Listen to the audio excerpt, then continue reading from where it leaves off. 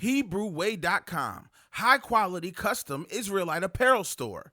The place to find scripture-based attire for men, women, and children of all ages. We have a wide range of t-shirts, hoodies, sweatshirts, caps, beanies, and bags, available in a full range of sizes. Also, the ideal place to find Israelite gifts for family and friends.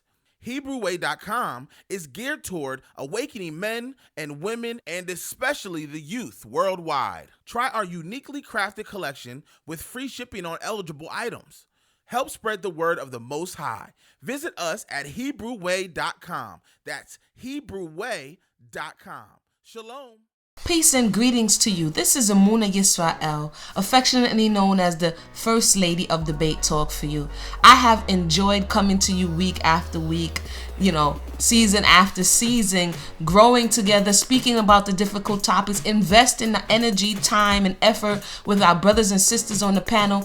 Today, I would like to come to you with an opportunity for you to invest in something that I've been working on and that's near and dear to me. It's called the Yummy Cottage. You can learn more about it at www.gofundme.com/the Yummy Cottage. We're currently fundraising so that we can get it off the ground, and your help would be appreciated. Once again, www.gofundme.com/the Yummy Cottage. Check the link in the box and hope to hear from you soon. Gather yourself together with Fringes. Fringes is a new social networking app for the community.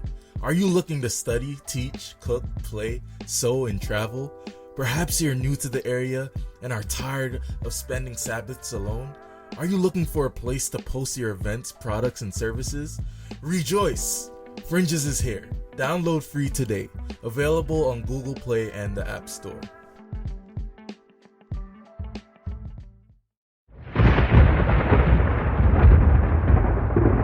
Don't touch that dial. You're now listening to Debate Talk for You Radio.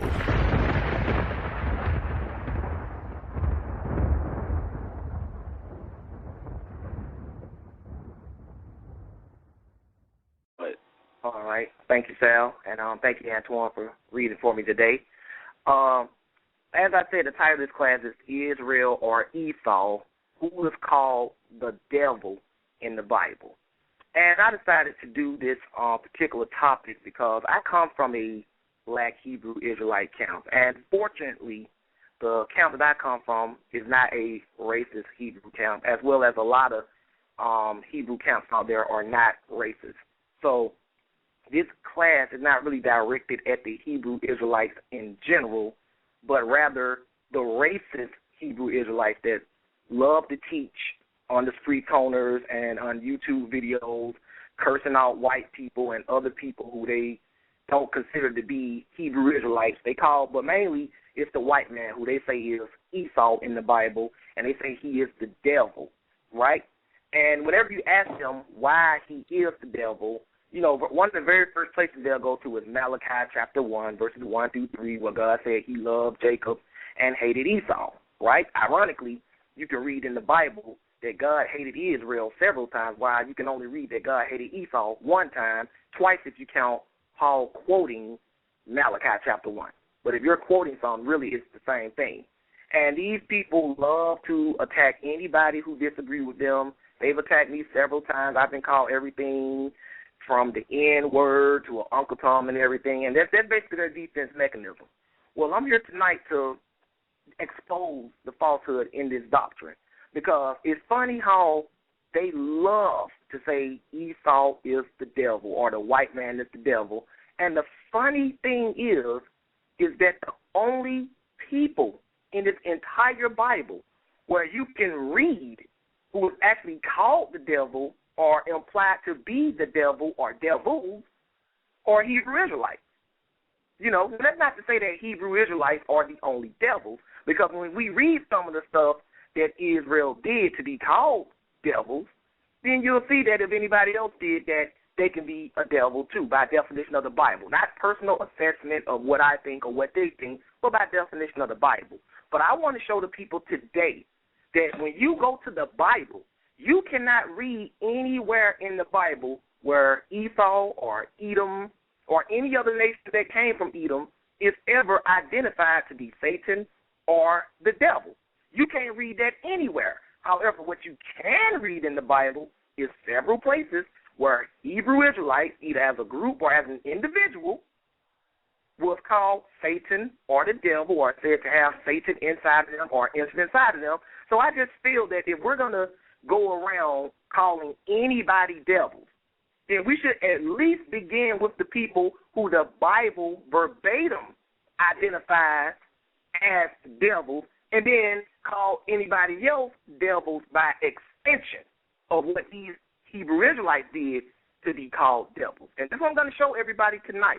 So anybody who's listening, if you plan on calling in later just claiming that the white man is the devil, if you don't show any scripture where it says that, I'm not going to address anything you say, and I will kindly ask Sal to dismiss you. You follow what I'm saying? You can say whatever you want to say, but I'm not going to address any opinions, no personal feelings. I don't want to hear anything, well, he put us in slavery. I can show in the class that everything that the so-called white man did to the Hebrew Israelites, Israel did it to other people first, whether it be racism, slavery, anything you can name that the so-called white man did, Israel did it first, and that's why God brought it back on them. So without further ado, we're going to go to the scriptures, and we're going to first start at 1 John chapter 3. So because we have to define what the Bible uses to call people devils. What makes you a devil? Are you a devil because you're born a white person or a black person? Or are you a devil based on something that you do? Well, this is 1 John chapter 3, and we're going to read 3 verses, 7 through 10. We're going to read 7 through 10. Let me know when you get there, Antoine. I'm ready. Okay, go ahead and read, please. Little children, let no man deceive you. He that doeth righteousness is righteous, even as he is righteous. Okay, stop. Now it said, little children, let no man deceive you. He that doeth righteousness is righteous, even as he is righteous.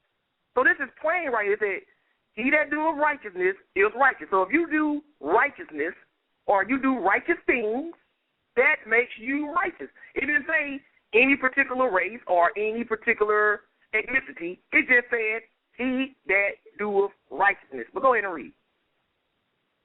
He that committeth sin is of the devil. Stop for a minute. Hold on one second. It said, he that committeth sin is of, which means from, the devil. He that committeth sin. Now, if you ask any racist Hebrew Israelite who John is talking to, they'll say other Hebrew Israelites, because, they don't think that God is interested in saving or trying to warn anybody else. So if John is talking to other Hebrew Israelites, then wouldn't that mean that he's telling these Hebrew Israelites that if you sin, you are of the devil? It means from the devil. That's what he's saying. Anybody, right? But we're just identifying what it takes to be from the devil or associated with the devil or just plainly be the devil. That's what we're dealing with. Keep reading. For the devil sinned from the beginning. For this purpose the Son of God was manifested, that he might destroy the works of the devil. Keep going. Whosoever is born of God does not commit sin, for his seed remaineth in him, and he cannot sin because he is born of God. This is talking about people that is born again, which is another topic. But keep going. In this the children of God are manifest, and the children of the devil. Stop right quick. Wait a minute. Wait for a minute. It says, in this the children of God are manifest, and the children of the devil. So we see that God has children, and we see that the devil has children. But we read from the beginning that he that committeth sin is of the devil. So if you read this entire, all these passages in context, you can plainly see that it's saying that anybody who sins is a child of the devil, and anyone who is righteous is a child of God. There is no racial restrictions here, sisters and brothers. It plainly tells you that. So it boggles my mind when I see these Hebrew Israelites stand on the corner and just say the white man is the devil and the white man is the only person that sins. That's what really boggles my mind. Anybody who sins is of the devil. This is what your Bible is saying. We either believe the Bible, we believe what's written, or we don't. But we don't debate. what is written. Either you believe it or you don't, right? But let's move on because I want to show that to people. Keep reading. Verse 10. Whosoever doeth Oh, not righteousness. you already read that? Yeah. Okay, keep going. Yeah, keep going. Whosoever doeth not righteousness is not of God, neither he that loveth not his brother. Now it said, whosoever doeth not righteousness is not of God. That means from God. That means they are not sent by God. They do not really worship God if you don't do righteous. And it's not righteous to stand on the corner and just insult random people and call them devils when you don't even know them. You've never even met them. That is not righteous at all. Don't let anybody deceive you into thinking that's how the prophets work. That's how the apostles work. No. The Bible says all have sinned and fallen short of the glory. And the Bible says whosoever has sinned is of the devil. So if you are a Hebrew Israelite and you sin, you are of the devil, and you are a child of the devil. And you know, and I'm talking to all my Hebrew Israelites now, racist and non-racist, we know that according to the Bible, you are whatever your father is. So if your father is the devil, then that makes you a devil or a Satan. That's how they looked at it, and that's how we're going to show you in this class. This is why I just can't understand how these guys can stand on the corner and be unchecked by other Hebrew Israelites who actually supposed to be reading this Bible and showing them, look, man, anybody who sins is of the devil. This is what the Bible says. It doesn't exclude it or conclude it to just a single race of people. But that's just a little scapegoat they have. You know, that's a little diversion to keep your eyes away from what they're doing. Whenever you see somebody blaming people or always talking about a group of people, you know, based on their race or something like that, that's because they don't want you to see what they're really up to. But let's keep moving. Let's go to John chapter 8. We're going to let the Bible define for you who's the devil and who are the only people in Scripture ever called devils. Ever. Because I just find it amazing that people keep saying Esau is the devil, Edom is the devil, the white man is the devil, and that doesn't occur one time in the Bible. Not one time. But yet, several times in the Bible, you can see that Israel is implied to be the devil or individual Hebrew Israelites or a group of wicked Hebrew Israelites, and I don't see anybody standing on the corner saying that. I don't see anybody watching black people who they think are Hebrew Israelites walk by and saying, we the devil too. We're all devils. We all need to change.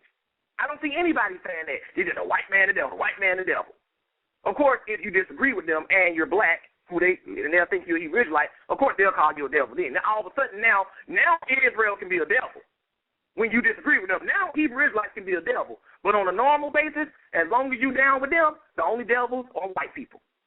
And, you know, Hamites and other people who they don't consider to be Israel. But mainly the white man, right? But this is John chapter 8.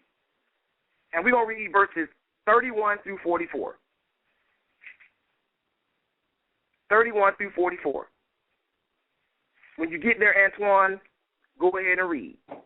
This is Jesus talking, by the way. The Messiah, Yeshua, whatever name you want to use. Yahweh, whatever name you want to use. This is who's talking. Go ahead and read. Then said Jesus to those Jews which believed on him, if ye continue in my word, then are ye my disciples indeed.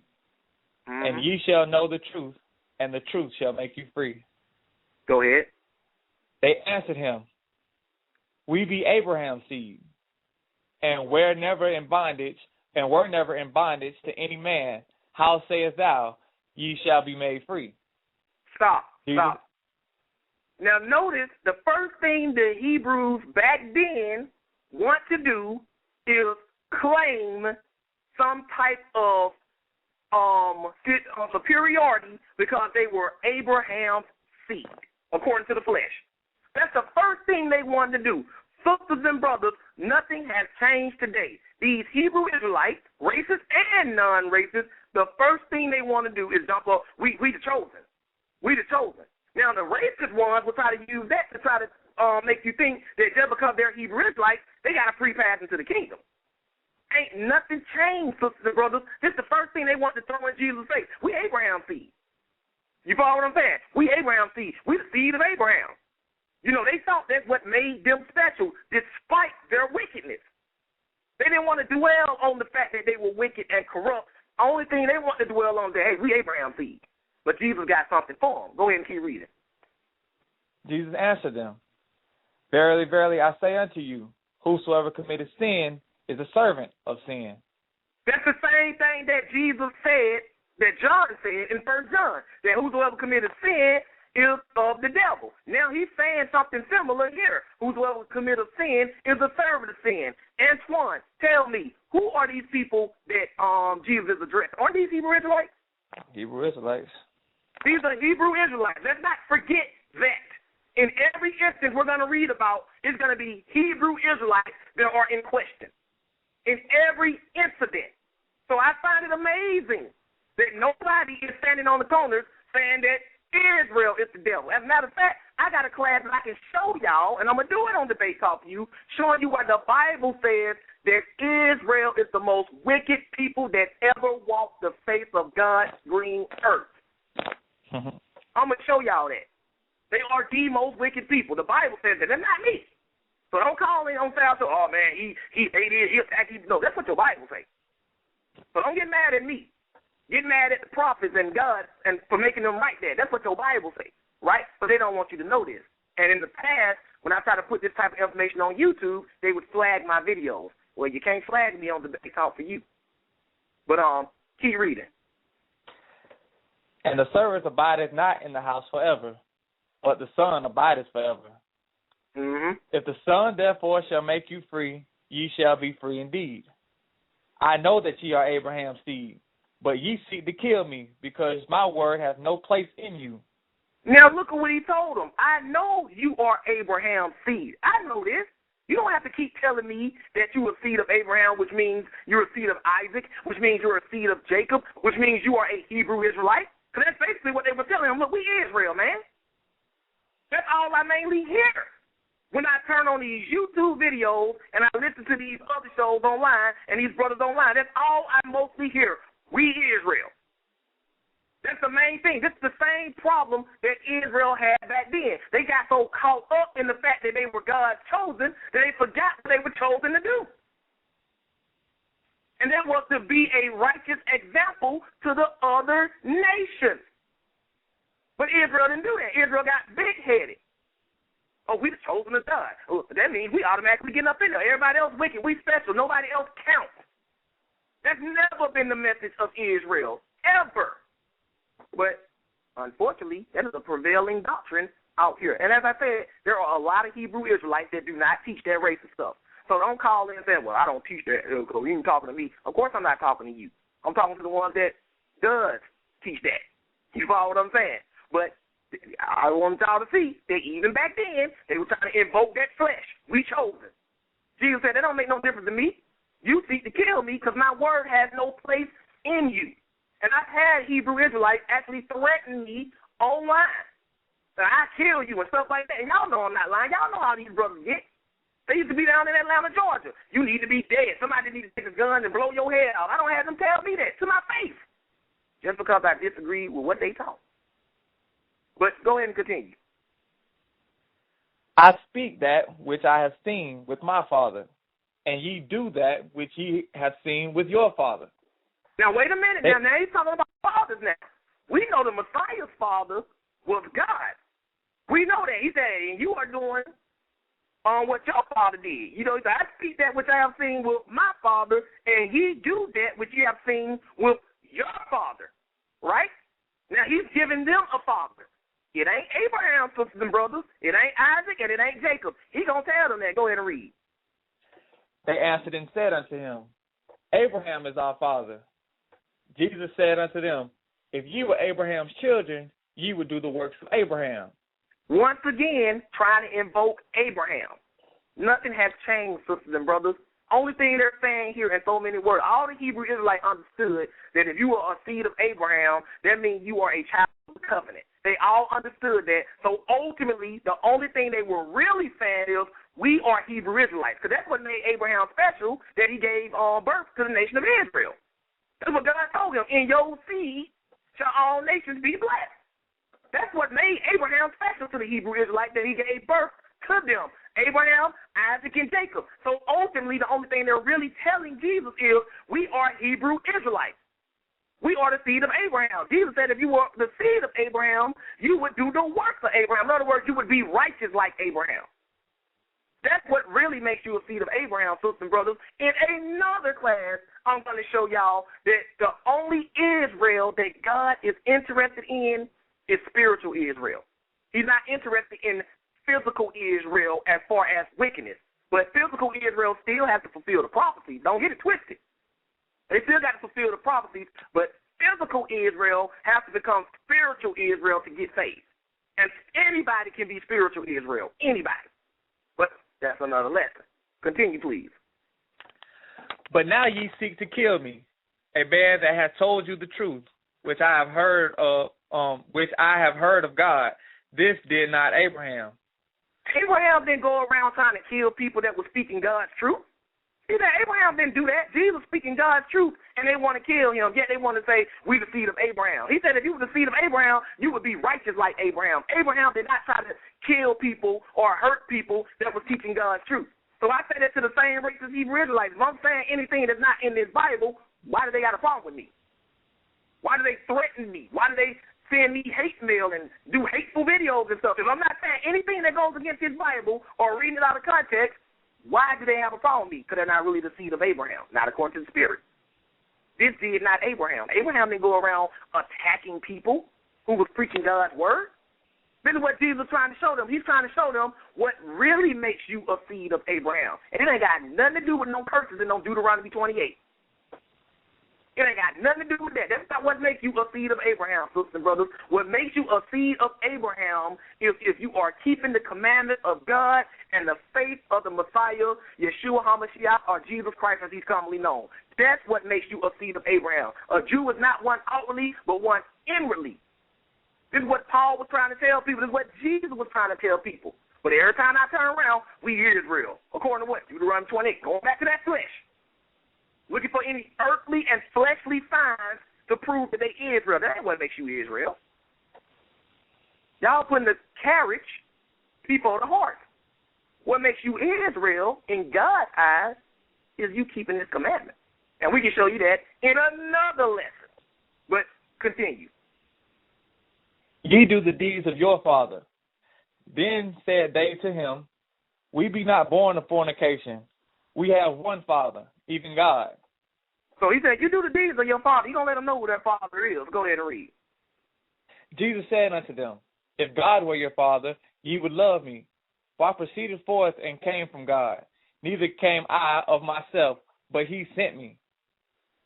Why do ye not understand my speech, even because ye cannot hear my word? Now check out verse 44. Watch what he tells them here. Go ahead and read.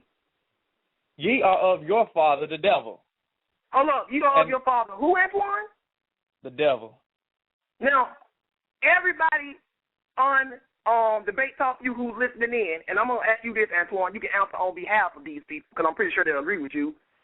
Who is Jesus talking to right here, right now? Hebrew Israelites. Hebrew Israelites. Hebrew Israelites. He's telling these Hebrew Israelites, you are of your father, the devil. And every Hebrew Israelite agrees that you are whatever your father is. No Hebrew Israelite is going to call in here and debate that tonight. None of them, because they all know that. So if he is calling these Hebrew Israelites children of the devil, what is he in fact calling them, Antoine? The devil. He's calling them the devil. Right here in your Bible. In the fourth gospel of the New Testament, he's calling Hebrew Israelites devils. Now, I want somebody to show me where he ever told Esau that the father is his devil, that the devil is his father. I want somebody to come in and show me where he told Edom, you are of your father, the devil. That's what I'm looking for. Somebody go in this book and show me where he said, Esau, your father, you are of your father, the devil. You can't do it. You can't do it. The only thing you're going to do is call in and tell what happened during slavery, and you're going to say how you hate white people. But you can't go in this book and show where God ever called any nation of people devils as a group or either as an individual other than Israel.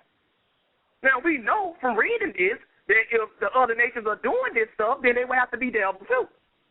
Because God is not a respecter of persons. You know, if Israel is devils for doing it, then so will the other nations be. But my point is, why are we focusing on the other nations when the Bible plainly tells you that God called Israel devils? Don't y'all find it a little strange? I mean, even a little strange that they stand on the corner and talk about the white man being the devil or Esau being the devil, and you can't read that one time in the Bible, but yet they claim to be Hebrew Israelites, and these are the only people in the Bible that you can ever read being called devils. Don't y'all find that a little strange? Doesn't that sound like some conspiracy stuff? Doesn't that sound like some kind of cover-up? Or am I getting a little too deep right now? But finish it up. Ye are of your father the devil, and the lust of your fathers ye will do. He was a murderer from the beginning, and abode not in the truth, because there is no truth in him. When he speaketh a lie, he speaketh of his own, for he is a liar, and the father of it. It said he is a liar and the father of it. These are Hebrew Israelites that Jesus is talking to. Wicked Hebrew Israelites, not all Hebrew Israelites in general.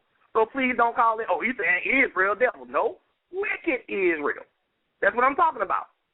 Don't be a hit dog. If I'm not talking to you, don't come hollering.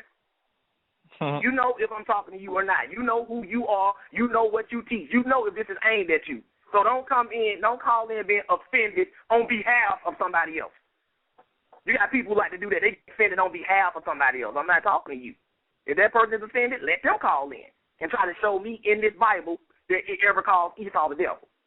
But let's continue on. Let's move on. Let's go to Matthew chapter 16. Because they're not going to tell you this stuff. They don't want to deal with it. Even the ones who are not racist, they ain't going to tell you that Israel is the only people ever called devils in the Bible. They ain't going to tell you that. Because if you start thinking like that, then the first place you're going to look to when you're looking for the devil is among the Hebrew Israelites. I tell people all the time, I come from a Hebrew Israelite county. The biggest devils dwell among the Hebrew Israelites. That's what the Bible tells you. That's what the Bible says. It's not me. I'm not hating on Israel. I am Israel. I'm not hating on Israel. I'm telling y'all when you're looking for the devil, look among Israel first. Everybody want to always talk about Israel being first in everything.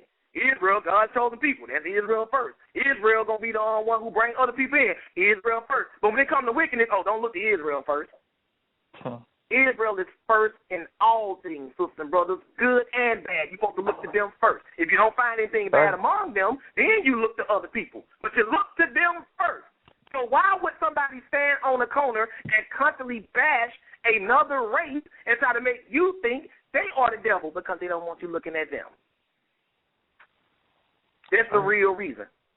These same people that call the white man the devil is standing on the corner wearing the symbol of the devil, the 6-point star that they call the Star of David or the Seal of Solomon. Do some research, sisters and brothers. Nowhere in this Bible can you read about David or Solomon having a star or a seal or shield with a star emblem on it. You can't read that anywhere.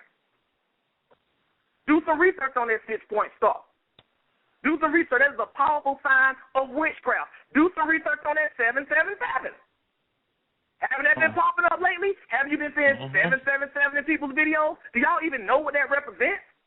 Well, 7 is a sacred number in the Bible. Yes, 7 is a sacred number in the Bible, but why do they group it together in threes? Why do you see 777? Y'all don't have a clue what this stuff represents. But these same Hebrew Israelites, they're telling you that the white man is the devil, it's got that 777 symbol. Do some research. Go online and look up a guy named Aleister Crowley. Yeah. He wrote a book called 777. And it's a powerful number associated with witchcraft and paganism. It's considered a lucky number. To this day, when you go play the lottery, you play what? Lucky 7. Yep. Because the pagans believed that was a lucky number. And then you go on some of these Hebrew Israelite channels, and what do you see behind them in big old letters? 777 with the 6-point star. All these associated with witchcraft. I got a whole documentary, not a video, a whole documentary that I'm going to do on this showing y'all this, because it's deep. And you telling me the white man is the devil, and y'all walk around wearing these symbols, that same 6-point star, sisters and brothers, if you get understanding, can be found on the back of the dollar bill. So why if they so against the enemy, why are they wearing the symbols of the enemy? Don't uniforms and symbols supposed to tell you who's on whose side? So if they against the enemy, why they wearing his uniform? Why they wearing his symbol? Y'all better wake up, Israel. Y'all been fooled. Y'all been bamboozled. Coat of arms. Maybe the fox is in charge of the hen house. But that's another lesson, too. Y'all got to wait for the documentary on that. And, it's going to be a documentary, too, because it's going to be documented. But what did I say? We're going Matthew 16? And 21. I want to get you off track. Matthew 16, and we're going to read 21. verses 21 through 23. You about to say something, Antoine? No. I was just making sure I was at the right spot. Oh, okay. Matthew 16, verses 21 through 23. From that we're time reading about, Go ahead. I was about to read. Oh, okay. Matthew 16, 21 through 23. Go ahead and read. From that time forth began Jesus to show unto his disciples how that he must go into Jerusalem and suffer many things of the elders and chief priests and scribes, and be killed, and be raised again the third day. So Jesus is telling his disciples that he's going to have to die and be raised again the third day. That's what he's telling his disciples, right? Go ahead and read. Then Peter took him and began to rebuke him, saying, Be it far from thee, Lord, this shall not be unto thee. But he turned and said unto Peter, Get thee behind me, Satan. Wait a minute. Wait. Back it up. Who is Jesus talking to right now? Peter. Is Peter, or was Peter, a Hebrew Israelite? Yes, indeed. And what did he just call him, Antoine? Satan. Called him Satan. Why did he call him Satan? Keep reading. It's going to tell you why he called him that. Go ahead. Thou art an offense unto me, for thou savorest not the things that be of God, but those that be of men. This is why he called him Satan. Because what he was saying is, you are speaking or promoting things that are not of God, but are of men. So this lets you know two things. Number one, Peter, a Hebrew Israelite, was called Satan. Right? That's the plain fact. He was one of Jesus' own disciples, and he was called Satan. But what's mostly important about this scripture is he was called Satan because he went against God's scripture. The scripture said that the Messiah was to die and rise again. Peter said, no, this is not going to happen. He said, get behind me, Satan. He called Peter Satan to his face. This is a Hebrew Israelite, sister, brother. This ain't Edom. This ain't Esau Jesus talking to. This is a Hebrew Israelite. And he called him Satan for the simple fact that he went against God's word. And I can tell you, sisters and brothers, it's a lot of Hebrew Israelites out there that go against God's word. For instance, in the law, thou shalt not abhor an Edomite, for he is thy brother. I don't see no trying to twist it. Oh, he come out here serious. No, he is not. You can look that up in the Hebrew, Edom. You can go to the Septuagint, Edom. You don't supposed to hate Esau, but he is your brother. That's the law, sister. That's Torah law. You can't change that. And yet you got a brother on YouTube who did a video titled, Perfecting Your Hate of the White Man Who is Esau. So what would Jesus say to that brother if he was standing in front of him today? Get thee behind me, Satan, because your favor is not the things that be of God, but that be of man. Because anytime you go against God's law, you favoring the things that be of men, not of God. Right. But he called this Hebrew Israelite Satan. Again, seeing an individual being called Satan who is a Hebrew Israelite. I'm still waiting for somebody to show me somewhere in this book where Edom was ever called the devil. Just letting you fellas know we have a few. Ever called Satan. Yeah, Brother Josh, just letting you know we have a few questions in queue. It's up to you if you want to take them or not. Then, people already pressed that question. Let me go a little further with it, then we'll open it up. Let's go to John chapter 6. After this, we'll open it up.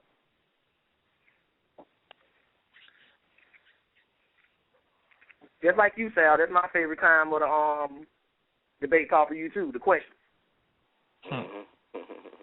This is John chapter 6. Because we got it bad. Israel got it bad. You know, I know we come from a background where we were basically nothing. Everything was stripped from us. I understand that. And to discover who you are after so long of being dejected and mistreated is a beautiful thing. But unfortunately, we let that go to our heads, and now we want to blame everybody for our misfortunes. Yes, what the white race did to us was horrible. It's unspeakable. Never has any other nation under the sun been done so cruelly. But don't think I'm not aware of what happened. Don't go, you don't forgot what they did. I ain't forgot anything. But at the same time, though, I follow the Messiah, and the Messiah say love your enemies. If I don't like that, I can literally go to hell. That's the way it goes. When they say enemies, it means the enemies of the Hebrew Israelites. No, don't try to put that little spin on that. That's not what that said. You can't say enemy means Esau, and then when Jesus say love the enemy, all of a sudden it means fellow Hebrew Israelites. Either the enemy means Esau and Israel, or it just means one of them all the time. You can't switch it back and forth. You know, to suit your doctrine. That's what they'll do. No. But John, chapter 6, verse 63 through 71. After you read this and we break this down, we'll open up the phone if that's okay with Sal. John 6, 63 through 71. Go ahead and start reading. It is the spirit that quickeneth. The flesh profiteth nothing. The word that I speak unto the spirit that quickeneth. The flesh profiteth nothing. That's what he said, right? Yeah. The flesh profiteth nothing. What does that mean? The flesh profiteth nothing. That means what or who you are according to the flesh profiteth nothing. The spirit quickeneth. Go ahead and read. The words that I speak unto you, they are spirit and they are life. Mm-hmm. But there are some of you that believe not. For Jesus knew from the beginning who they were that believed not and who should betray him. And Jesus knew who was going to betray him. He knew that. It was never a mystery, like a surprise. Oh, Judas, you betrayed me. It was never a surprise. He knew that. But go ahead and read. And he said, therefore I said unto you that no man could come unto me except it were given unto him of my Father. From that time, many of his disciples went back and walked no more with him. Mm-hmm. Then Jesus said unto the 12, will ye also go away? Then Simon Peter answered him, Lord, to whom shall we go? Thou hast the words of eternal life, and we believe and are sure that thou art that Christ, the Son of the living God. Now check out verse 70. Watch what he says here. Go ahead and read.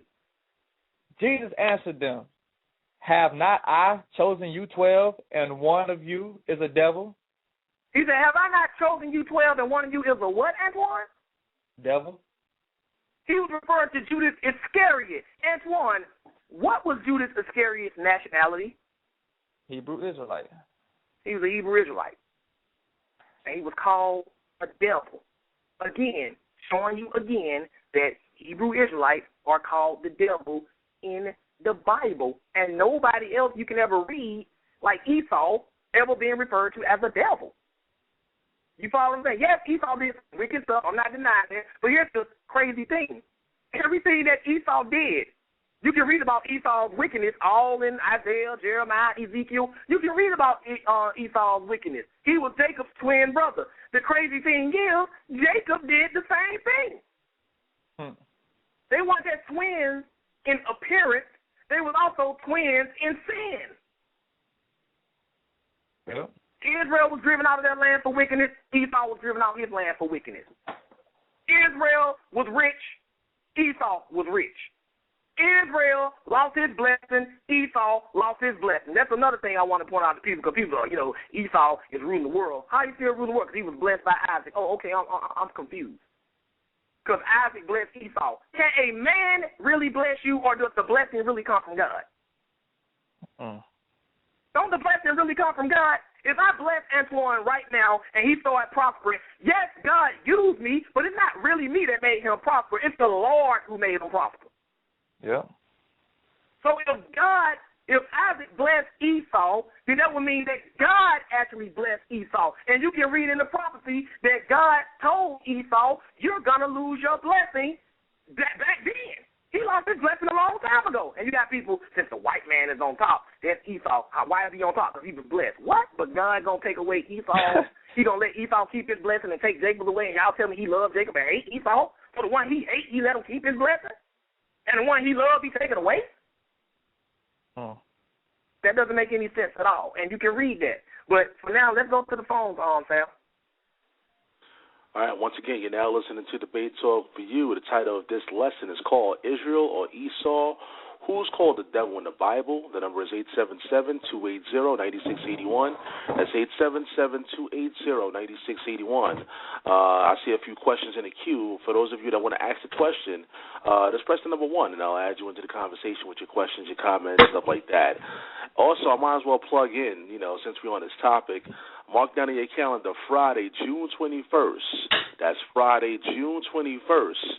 I have a debate already set up, already lined up this summer that I believe will be one of the biggest debates on Debate Talk for You, one of the most controversial debates on Debate Talk for You. Once again, mark this date on your calendar, Friday, June 21st. The title of that debate is called, Is the White Man the Devil? Once again, is the white man the devil? That's going to be crazy. Man, it's going to be ridiculous. So make sure you mark that in your calendar. I'm predicting, again, it's going to be one of the biggest debates of the summer. Let's go to the phone lines now. Let's see who's here, who has any questions here. All right, 206-588. You're live on Debate Talk for You. You have any questions or comments? Blessings, everyone. I just have a comment. I don't have any questions at the moment. Okay. I accidentally, nothing's by chance. I happened to be on Facebook, and I didn't know I was added to a group which one of you had posted about this blog radio program. And I just want to say quickly that I'm kind of new to this. I am from East Africa and just now starting to really know the Word of God for myself. But I will honestly say that a lot of quote-unquote Hebrew Israelites have been trying to sway me, or more so persuade me, into how the white man is and all of this. And you read a lot of stuff on Facebook, and I'm not going to lie, I prayed about it because I'm like, okay, well, I kind of want to find things out for myself what our Creator says and not more so what so-and-so says based on what they experienced or because of a skin color, or it's just all these racial comments. And so I just want to say thank you. May God bless each and every one of you. It has been extremely edifying. I mean, I can't even find the words to say. You should have just seen my face the whole time. I just had to meet you guys and just keep glorifying God. But keep doing what you're doing. I'm tuned in. Thank you again. I have written lots of notes, and I love you guys. Thank you. Praise God. I appreciate your call. Brother Josh, want to share some words with her? Yeah. She said that she kind of accidentally, stumbled onto this. There are no accidents. You follow what I'm saying? Yeah. Only, to quote Morpheus, only providence. You follow what I'm saying? In other words, it was meant for her to hear this information. She was praying on it, especially if she was already praying on it and wondering about it. Then she, like she said, by accident stumbled onto this. So I just tell her, like, if she's listening, just keep listening. And, I'll be back on other shows dealing with this topic in even more detail, pulling back the veil of more deceit and more because I tell people all the time, you don't listen to me on ABT before, and in fact, I tell y'all all the time, I think it's a conspiracy. You follow what I'm saying? And I'm going to show y'all, when the Lord willing, if it's the Lord willing I do it or somebody else, it's going to be revealed what these racist Israelites are really up to. Mm-hmm. Yeah. And once again, I appreciate your call, and continue to tune in to Debate Talk for You. Let's see. There's another caller here, 315-863. You're live on Debate Talk for You. You have a question or comment? What's good, Sal, Antoine, and Josh? This Sound Mind. Hey, what's up, brother? What's up, bro? Hey, what's up, Sound Mind?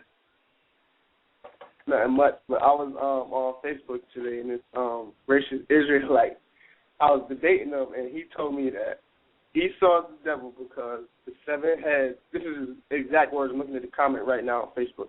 It says, Esau's the devil because 7 heads is the nation of Esau, Greece, Rome, Spain, France, Germany, Russia, and Great Britain. So this dude believes that all the white people is the devil, and I'm just like trying to Like, there's no talking to these people. But I was trying to like edify the brother. He wasn't trying to hear it. So I just wanted to call in and say thanks for bringing forth the show, because a lot of people need it, and I threw it at every group possible when I was on Facebook. So hopefully, we will continue to be edified. Yeah, appreciate that. And once again, I see some people, they were in queue, but they, I guess, press number 1 once again. I don't see any more questions, but if you have any questions, once again, press the number 1.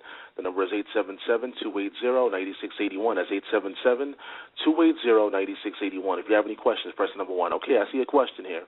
All right, once again, this is your time, guys. If you have any questions or comments, I'd love to hear from the listening audience. I'll hear from you guys from the email. So this is your time so I can hear from you live, hear your voices and stuff like that. All right, so let's go to the next person here.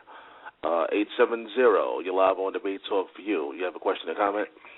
Peace, what's up, everybody? This is Carl Albert, this Real Dr. M CEO. What's up, Carl Albert? What's going on? Carl Albert. What's up? I didn't happen by this. I seen it on Sal's wall.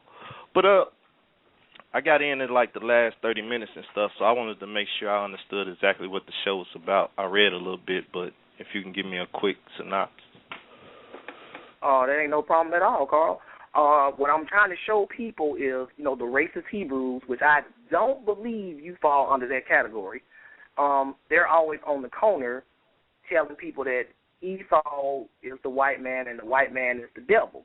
And my whole point is showing people that you can't read anywhere in the Bible that Esau is ever implied to be the devil or labeled the devil, yet you can read several times in the Bible where Israel is called the devil or implied of being the devil, which means that anybody could be a devil, because if Israel is labeled the devil for being wicked and they're God's chosen people, and they're the only people in the Bible that actually got this label. Like, you can't read where any other nation was called the devil. You can read where they sacrificed the devil, and I'm going to show later on in this class that if you worship the devil, sacrifice to the devil, teach the doctrines of the devil, or lie or whatever, that makes you a child of the devil, which makes you a devil yourself.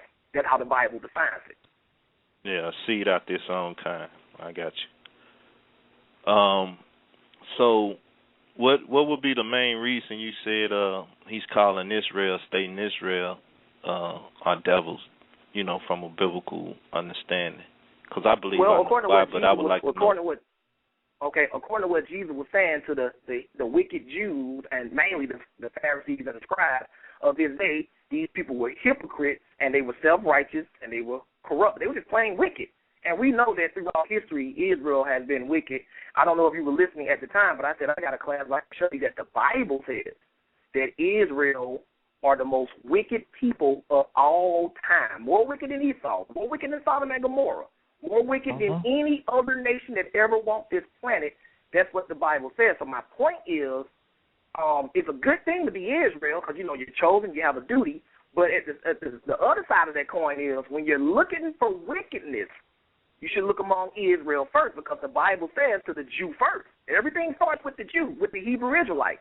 And people are always trying to point the finger at other nations and all this stuff, when Israel, even to this day, is some of the most wicked people walking around. To this day, it hasn't changed. Well, I agree with you for those, for those that are racist. Yeah, it's to the core. And it's due to a lot of the things that I heard you speak about before time.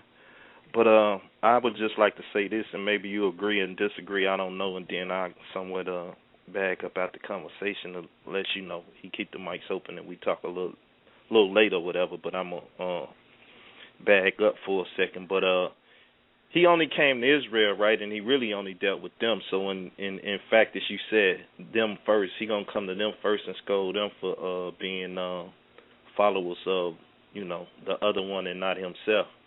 So that's my theory for what I was hearing you saying, and it as it relates to my understanding that he came to Israel. If Israel is wicked, then if the other nations are doing the same thing, then we know by extension, if Israel are devils for doing it, then the other nations are devils too if they're doing the same thing. That's what I said. So we are in agreement on that. Yeah, we the one gave God up when we had the true living. Everybody else had something false, so if they gave them up, it wasn't a big one. They just like gang members. They go to the new gang, whoever running it at the time. But we had the true and living. We gave them up, so that speak volumes about us, building calves and false gods when we had the true and living and knew His strength, power, mercy, and everything else. So yeah, if we could go wrong, how much more of those outside of the covenant or the election of grace and everything else that get grafted in. So with that said, I'm gonna sit back and listen. Yeah, by the way, y'all, make sure you guys tune in on June 7th as well. Carl Abbott has been on the show before. For those newcomers out there, he has a debate lined up on June 7th. That's Friday, June 7th. And you can check that out. Our Christians commanded to keep dietary law. So, I appreciate you, my brother, as well. You're always welcome on the show, my brother. All right, well, I'm going to listen. Yeah. All right, let me get the next caller here. 816-446. You're live on Debate Talk for you. You have a question or comment? Yeah, I got a question. Do y'all believe that the nation of Esau is going to be done away with after 1,000 years? Do I believe that the nation of Esau is going to be done away with after 1,000 years? The scripture doesn't say any nation being done away after the 1,000 years. It does speak about Gog and Magog coming against the holy city after 1,000 millennial reign in Revelation 20. But my understanding of Esau right now, which I have less known, is that Esau was living among Israel in 70 A.D. and had converted to the ways of Israel during the Maccabean period. They were living as Jews. You can read this in historical sources like Josephus. And they were living as Hebrew Israelites, and they even fought alongside Israel against the Roman Empire. And they were taken into captivity along with Israel. Anybody who fought against the Romans were punished by the Romans. All right. 816, you still there? 816? Yeah. You must just want to ask that question. Yeah. 816, if anything, just call right back, and I'll put you back in queue, my brother. Once again, the number is 877-280-9681. That's 877-280-9681. You're now listening to Debate Talk for You. My special guest is Brother Josh and Brother Antoine Harris. The title of this topic today, or lesson, Israel or Esau? Who's called the devil in the Bible? For those of you that already asked questions, just do me a favor, press the number 1 once again, and that'll let me know that you have no further questions. But for those of you that have any questions, press the number 1, and I'll add you into the conversation. I don't see any more question marks on the queue. I see people listening, though, and that's, I really appreciate you guys for tuning in and locking into Debate Talk for You. So if there's no more questions, we can move on, and Brother Josh, you can go ahead. All right, let's keep it moving because there's more stuff I want to show people. Let's go over to John chapter 13. And as I was saying, just to reiterate, I'm trying to show people the irony of what's going on here. The irony is you got racist black Hebrews that love to stand on the corner and get on YouTube and say the white man is the devil because of what he's done. They ain't just saying it. They're saying it because of what he's done, right? And I can understand that. I can identify with that. But the problem is you can't read anywhere in the Bible where anybody is ever called a devil but the Hebrew Israelites. So it would make more sense to do a class about who the Bible actually calls the devil and say these people are the devil for what they did. And then by extension show everybody how the other nations are devils because they're doing the same thing or they're following in Israel's footsteps. Because believe it or not, y'all, Israel is still the teachers. Everybody's still following Israel, whether they realize it or not. The Bible tells you, he said, you taught the wicked ones their ways. So believe it or not, everybody's still following Israel, whether they realize it or not. That's what I want people to get, right? So this is John 13, and we're going to read verses 21 through 27. Now, pay attention to this. Go ahead and read, Antoine, when you get there. When Jesus had thus said, he was troubled in spirit and testified and said, Verily, verily, I say unto you, that one of you shall betray me. Mm-hmm. Then the disciples looked one on another, doubting of whom he spake. Now there was leaning on Jesus' bosom one of his disciples, whom Jesus loved. Simon Peter therefore beckoned to him that he should ask who it should be of whom he spake. He then, lying on Jesus' breast, said unto him, Lord, who is it? Jesus answered, He it is to whom I shall give a sop when I have dipped it. And when he had dipped the sop, he gave it to Judas Iscariot, the son of Simon. And after the sop, Satan entered into him. Then said Jesus unto him, Thou that doest, do quickly.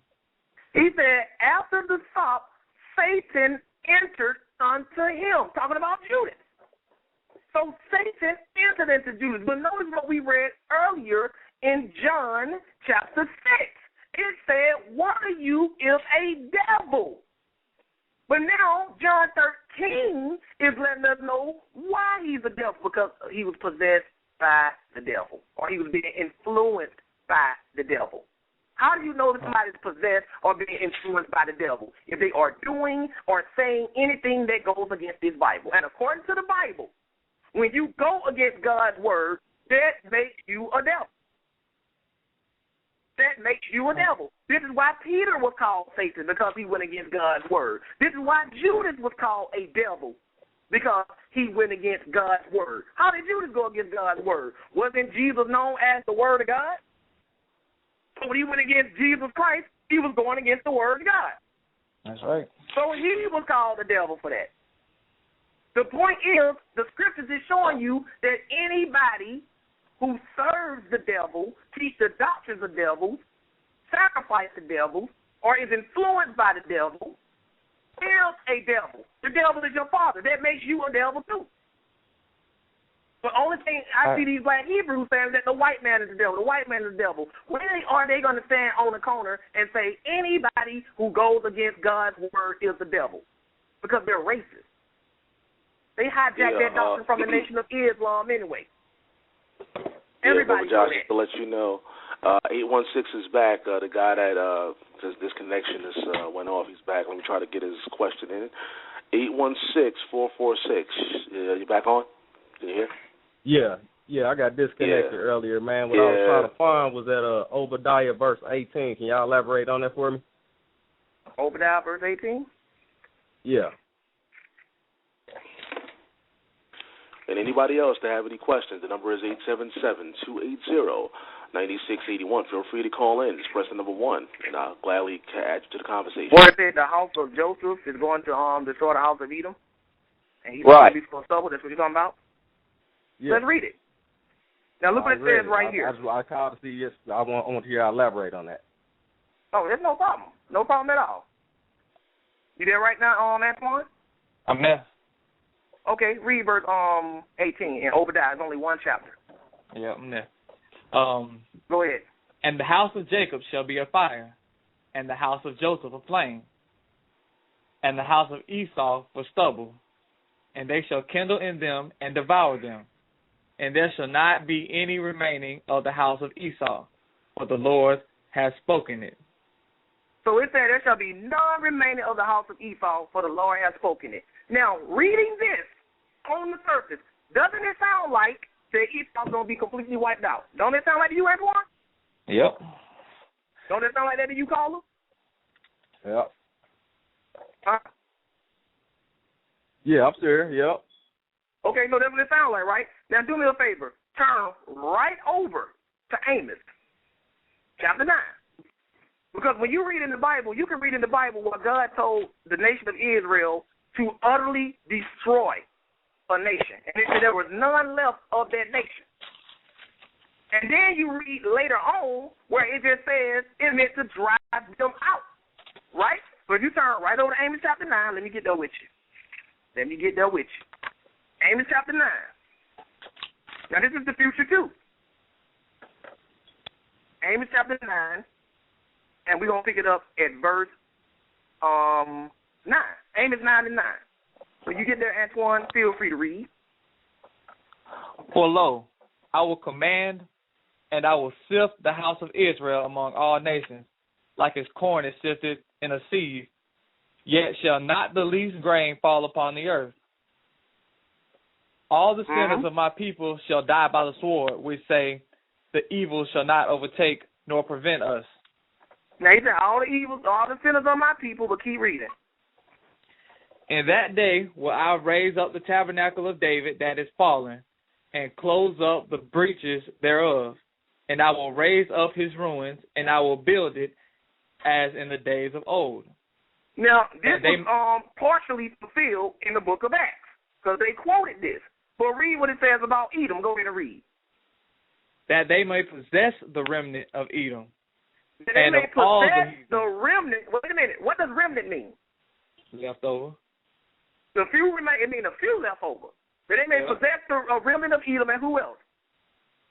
And all the heathen, which are called by my name, saith the Lord that doeth this. He said, and all the heathen, which are called by my name, saith the Lord. He said that they may possess the remnant of Edom, and all the heathen. You know, heathen means nations, which are called by my name, says the Lord. So there's going to be a remnant of Edom left over. That's why when you read the Bible, I can show you in the Bible where it tells you that God told Israel to destroy Amalekites from under the sun. It tells you that they killed everybody but the king. And then it tells you that Saul didn't kill the king until later on Samuel came and he killed the king. So if you just read that, it seems like everybody got wiped out. Right? But later on in the book of Esther, you read about Haman, the Agagite. Because it was the king of Agag, right? The same people, the Agagites. And Agag, that's my whole point. You got to read the Bible with understanding. Sometimes the Bible seems like it's being completely, like, total, like, permanent, like, whatever. And then you read another scripture and you mean, oh, what it simply means is the destruction is going to be complete, but not necessarily the people. Because when Israel destroyed a lot of these nations didn't necessarily die. They just assimilated into the nation of Israel. And that's how they were no more recognized anymore. As a matter of fact, you can read in history that the name of Esau disappeared from the history book during the time of the Maccabean Empire. Do you know how that happened? Because Israel wiped them out, and the ones that were left converted over to the ways of Israel, and they lost their name as a nation. And they were called Jews. But yet what'd you say, Antoine? I said they were called Jews. And they were called Jews, yes. They said from their henceforth, they were known as none other than Jews. So you have to understand when the Bible talks about wiping people out and nobody else being left, it doesn't necessarily mean literally like nobody left, period. It means that the name of those people are going to be gone. There's no nation of Esau right now, just like there's no nation of Israel right now. You know, like the true Hebrew Israelites. You follow what I'm saying? But what that means is a lot of people going to be destroyed, and whoever that's left over going to assimilate into Israel. And you can read that plenty of times. That happened with the Canaanites, the Jebusites, the Hittites, even the Amalekites, the Ishmaelites. You can read that throughout history and in the Bible.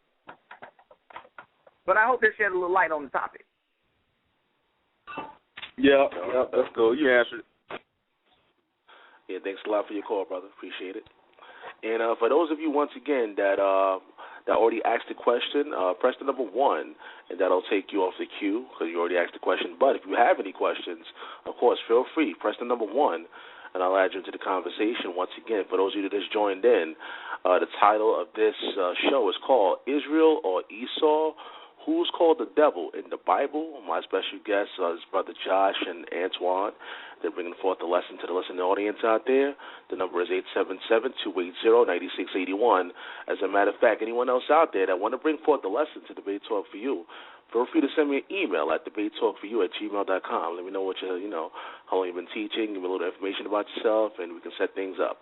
All right, if there's no further questions here, I don't see any more questions in the queue. I see people listening, and once again, I appreciate you guys for listening in and Debate Talk for You. If there's no further questions, we can move on with the lesson. And go ahead, Brother Josh. Okay. We were at, you still got your place there at John 13 phase, Antoine? Yeah, John 13. Yeah, I'm there. Okay, John 13. Where did we stop at? We started at verse 27. Okay, pick it up at verse 27 again, please. And after the sop, Satan entered into him. Then said Jesus unto him, That thou doest, do quickly. And as I was saying earlier, that's why Judas was called a devil, because he was being influenced by the devil. He was being possessed by the devil. He was being guided by the devil. And we know that can happen to anybody. That will make you a devil. So once again, I have to ask, why do people keep saying, white man the devil, white man the devil, white man the devil, when your Bible is letting you know based on what Israel is being, because y'all already know. If Israel can be a devil, anybody can be a devil. Y'all know that because they the chosen, right? But hold your spot in John 13 and turn right back to verses 1 and 2, because watch what it tells you here. First it said, Satan entered him. Now watch how it words it here. Now Go before ahead and read verses 1 and 2.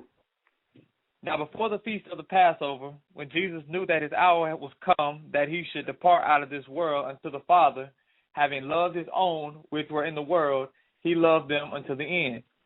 Mm-hmm.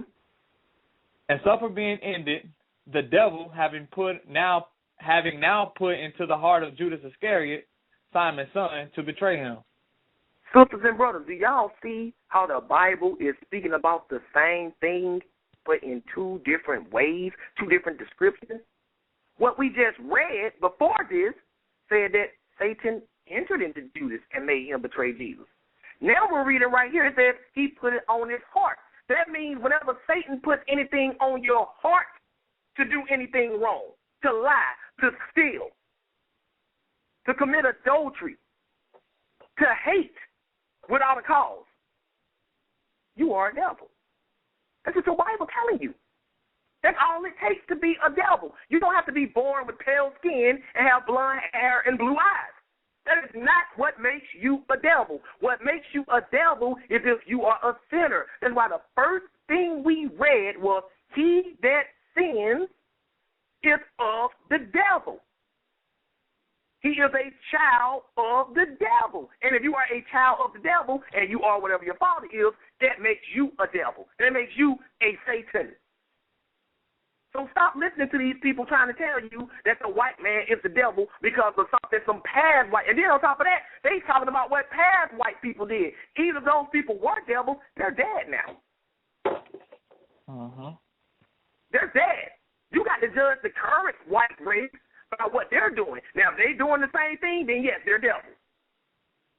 But if they're not, you have no right to just see a random white person walking by and saying that's a devil. Or saying that's a devil because they are children of people who did that.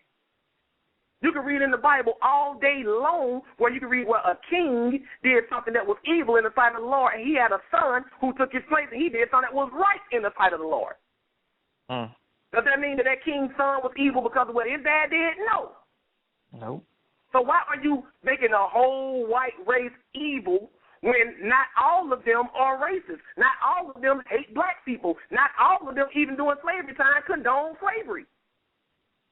You had two groups of people known as the Quakers and the Abolitionists. These people used to sneak slaves to the north, and they used to get jailed and hung. Do y'all know the penalty for helping a slave escape to the north back then, white or black? You would be hung. That was the penalty. And you had white people getting hung and dying to help black people. You trying to tell me those were devils too? Sisters and brothers, don't let racism blind you. Racism blinds you to the truth. You judge people based on what they do, according to God's word. That will identify if they are a devil or not a skin color, not wearing a robe and carrying a staff. That's not what makes you righteous, based on what they're doing. But let's keep this moving. Let's go to Luke chapter 22.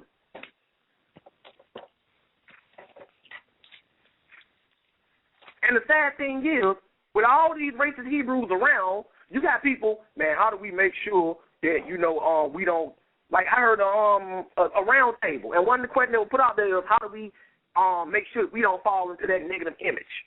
Somebody asked that question. First of all, how many Hebrew Israelites are stepping up to the plate and vehemently, rigorously teaching against this false racism doctrine?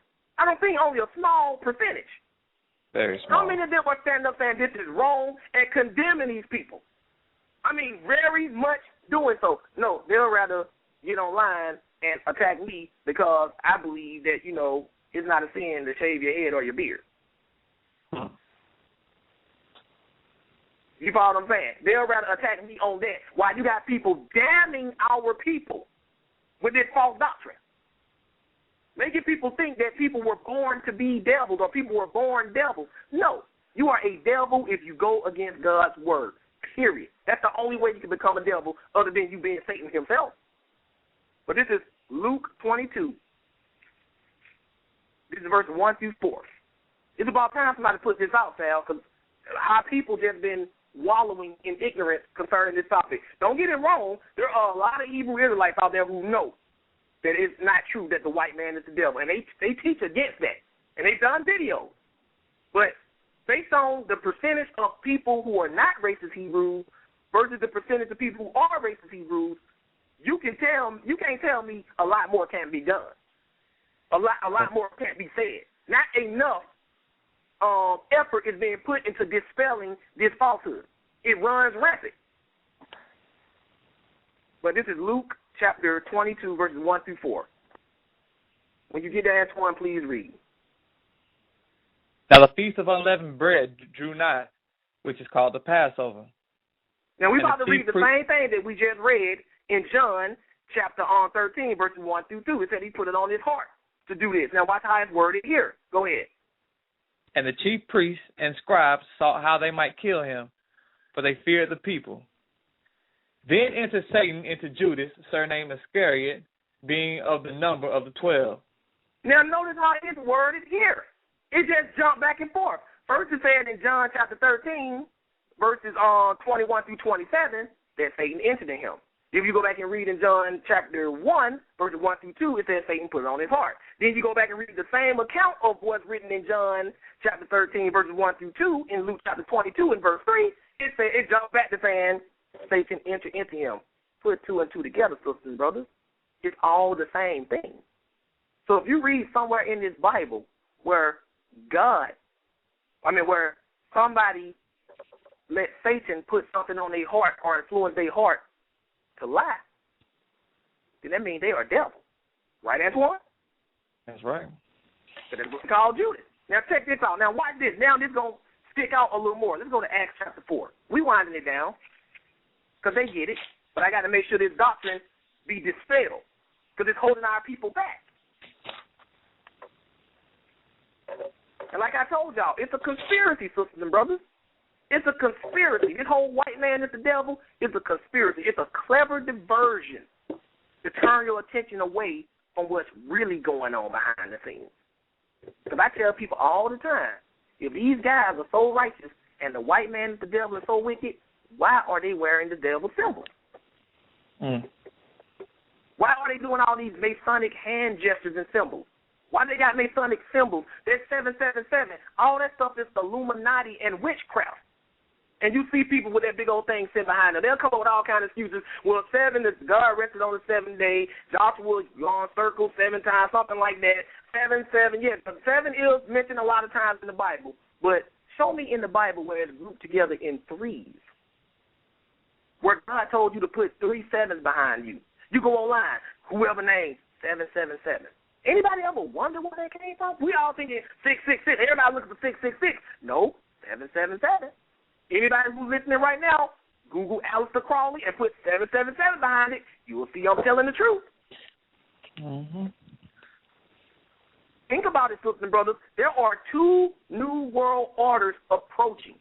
Most people only talk about the one. There are 2 new world orders. Satan's comes first. Then the Messiah comes. Because when the Messiah comes, that's going to be a new world order too. A new world order just simply means the world being ran a different way. That's all that means. So the Messiah is going to usher in a new world order too. The question you got to ask yourself is, which new world order are these racist Hebrew Israelites really going to be a part of, the Messiahs or Satan's? Well, I tell you this. Just look at what they're saying and what they're wearing. It ain't hard, sisters and brothers. It ain't hard at all. They wearing the symbols of the devil, they got the number of the devil, and they preaching the doctrine of the devil. And you trying to tell me they righteous? Y'all better wake up, sisters and brothers. There's something going on. They don't want you to know. But then again, maybe I already said too much. This is Acts chapter 4. It's verse 33 through 37. We already just seen that when Satan puts something on your heart, that makes you a devil. Because we read that about Judas. So let's read about Ananias and Sapphira. Go ahead and read, please. And with great power gave the apostles witness of the resurrection of the Lord Jesus, and great grace was upon them all. Neither was there any among them that lacked, for as many as were possessors of land or houses sold them, and brought the prices of the things that were sold, and laid them down at the feet of laid them down at the apostles' feet, and distribution was made unto every man according as he had need. And Joseph, who by the apostles was surnamed Barnabas, which is, being interpreted, the son of consolation, a Levite, and of the country of Cyprus, having land, sold it, and brought the money and laid it at the apostles' feet. So you had all these people who had agreed to have all things in common. They were practicing a form of communism, right? They had all things in common, right? This was something they agreed to do. They didn't have to do this. They agreed to do this, right? But once you agree to do something, you can't go back on your word. You follow what I'm saying? They agreed to this. But go on into chapter 5 and read verses 1 through 4. Go ahead. But a certain man named Ananias, with Sapphira, his wife, sold the possession and kept back part of the price, his wife also being privy to it, and brought a certain part and laid it at the apostles' feet. Now, hold on for a second, Antoine. Ananias and Sapphira, these are Hebrew Israelites. Yeah. Both of them. These are Hebrew Israelites, right? That's what they are. Go ahead and read. But Peter said, Ananias, why hath Satan filled thine heart to lie to the Holy Ghost and to keep back part of the price of the land? Now, what did he ask him? He asked him, why has Satan filled your heart to lie to the Holy Ghost? Antoine, did we not read that when Satan filled Judas's heart, Jesus identified him as the devil? That's right. So if Ananias and Sapphira, because if you read on the verse 4 and read the rest of this, it'll say they were both in on it. If Satan filled both of their hearts to lie to the Holy Ghost, which is the same as lying to God, what would that make them? Devils. Made them devils. See, the only thing you got to do is just read your Bible, and your Bible will tell you how to identify a devil. We just read that Jesus called Judas a devil, and we just read that Satan filled or entered Judas's heart or put in his heart to do wickedness. So whenever Satan puts something in your heart for you to do wicked and you act on that, that makes you a devil. It has nothing to do with your skin color. It has nothing to do with your nationality. So unless it can be proven that every single white person alive today is trying to actually worship the devil like they openly, like struggling, like all of us sin. We all struggle. But unless it can be proven that the white race is just bent on serving the devil purposely, they don't care what the Bible says, they just trying to serve the devil, you cannot say that white people is the devil. That is the most ignorant and stupid doctrine walking around out there. And it caters to people of the same intellect. When you're stupid and ignorant, then doctrines that stupid and ignorant cater to you. All right. We got to wake up, sisters and brothers. We got to let the Bible tell us what a devil is and how to identify a devil. For too long, you've been looking for a devil by looking at the outward flesh. But God sees not as man sees. For man looketh on the outward parts, but God looketh in the heart. That's right. That's what the book says. Y'all done been fooled by these racist Hebrews into thinking that they white, they Esau, they the devil. Can't read that nowhere in the Bible. But what you can read in the Bible is that if Satan puts something on your heart to do wicked and you do it, you're a devil. And so far, only people we've been reading about being called devils is Israel. But we're not stupid. We know that Israel one of the only people doing this stuff. So everybody else would be devils too if they did this. But my whole point is, wow, we so focused on calling the white man the devil, and the only person you can actually read in the Bible being called devil is Israel. Shouldn't we be promoting that being that actually is in the Bible? Shouldn't we be teaching that? Why does that folks want to focus on something not even in the Scriptures when the Scriptures plainly tell you that anybody who goes against God's word is a devil? If Satan puts something on your heart to do something wrong, you are a devil. So let's bring it home. Let's bring it home. We almost there. Let's go over to Acts chapter 13. We only got 3 more after that. Then we just answer questions for the rest of the night, if anybody have any. Because I think, Antoine, it was pretty straightforward. Only somebody who's blind by racism and just in denial will try to refute this. I think the Bible makes it clear that anybody who goes against God's word is a devil. I think the Bible made that very clear. It's crystal clear. It's crystal clear. Well, okay, we understand that, but Esau was still a bigger devil. Can't read that. The Bible says Israel is the most wicked people that ever lived. This was during the time of Esau. Esau was around. Yep. Esau was around Israel. And God still said they're the most wicked people that ever walked this planet. More wicked than Sodom and Gomorrah. The Bible started out calling them Sodom and Gomorrah, and he just said, forget it. You know what? Y'all even more wicked. I can't even call y'all Sodom and Gomorrah no more, because y'all more wicked than them. You know that's bad when God says you more wicked than Sodom and Gomorrah. The only reason why you are even Hebrew Israelites still today is because God made a covenant with them. If it weren't for that, they would have been wiped out a long time ago, just like Sodom and Gomorrah, because they was even more wicked. Mm-hmm. That's the only reason we even got Hebrew Israelites today. Acts chapter 13, verse 6 through 11. This is probably the most harsh thing that's ever said to somebody in the whole Bible. Go ahead and read. And when they had gone through the Isles of Paphos, they found a certain sorcerer, a false prophet, a Jew, whose name was Bar-Jesus. So this guy is a Jew, and his name is Bar-Jesus. Bar in Aramaic means son of. So this is a guy named son of Jesus. That's what that means. And not the son of Jesus Christ. There were a lot of people in the Bible and who walked the earth who had that same Yeshua or that Yehoshua or Yahusha. A lot of people had that name. He was just the son of another guy named Yeshua. The guy that on LeVar was debating last time name was Yeshua. I don't think nobody back then would think that meant that Jesus Christ. You follow what I'm saying? But it said he was a Jew, and he was a false prophet, right? Go ahead and read. Right. Which was with the deputy of the country, Sergius Paulus, a prudent man, who called for Barnabas and Saul and desired to hear the word of God. Mm-hmm. But Elymas, the sorcerer, for so is his name by interpretation, so this is the same guy, Elymas. This is Bar-Jesus. We already read that he's a Jew, right? A Hebrew Israelite. Go ahead and read. Withstood them, seeking to turn away. So he withstood them. He challenged them. He challenged Paul and them, this false prophet. So this is a Hebrew Israelite standing toe-to-toe with another Hebrew Israelite. Paul was a Hebrew Israelite, right? Yep. So go ahead and read. Seeking to turn away the deputy from the faith. Then Saul, who was also called Paul, filled with the Holy Ghost, set his eyes on him and said, O full of all stability and all mischief, thou child of the devil, thou enemy of all righteousness, wilt thou not cease to pervert the right ways of the Lord? What did Paul call him? He said, thou child of what? The devil. So if you are whatever your father is, what was Paul in fact calling this man? A devil. He would call him a devil. Well, what was his nationality? Hebrew Israelite. How come every time you read in this Bible, you read about Hebrew Israelites being called the devil? I don't know count of how many times we have said it, and yet I have yet to see anybody jump up and do a video saying that Israel are devil too if they do wickedness. I ain't seen that video yet. Where that video at? Why don't they show you this stuff? See, I'm not just going to show you what makes you feel good.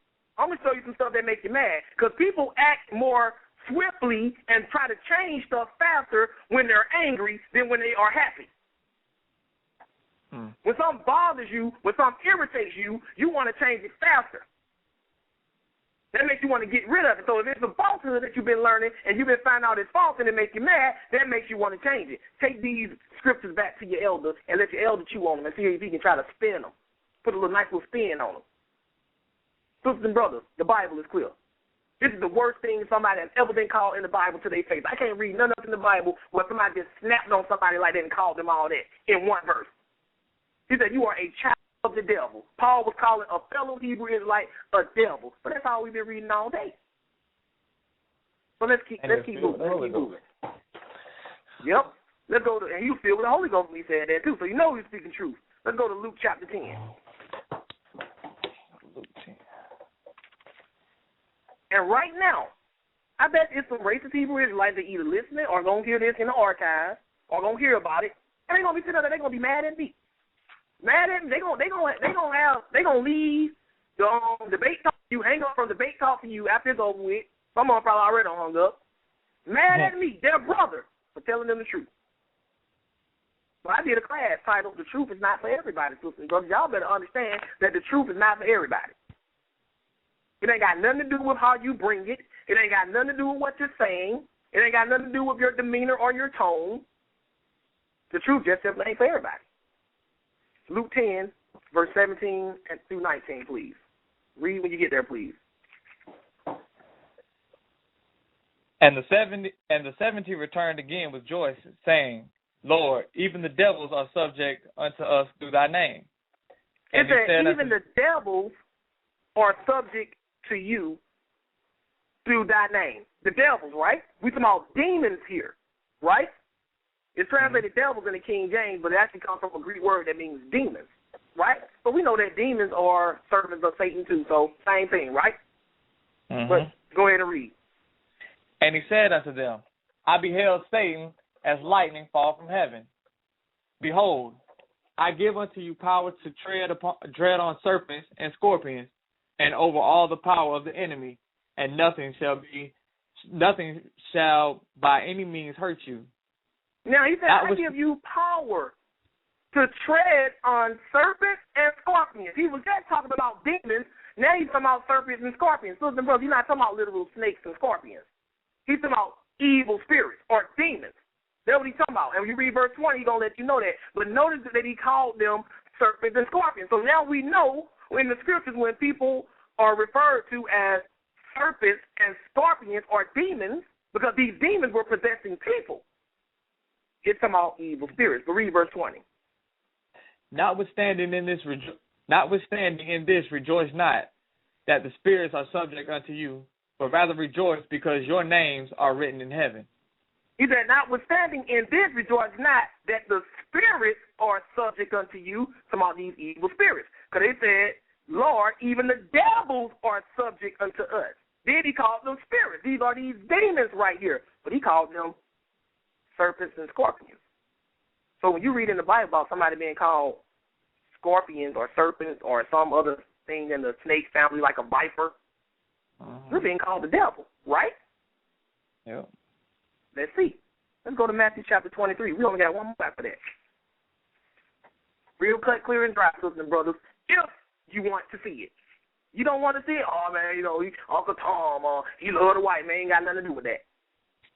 That's their favorite scapegoat. He just Uncle Tom. Nope. I just teach the truth, and you can't deal with it. You can't refute it. You can't deal with it, so you want to call me a name. That's what they do. They call you a name. They draw funny pictures of you. I mean, come on, these are grown men, and they're getting mad and drawing pictures of people. I remember doing stuff like that when I was in the kindergarten. I literally remember doing that.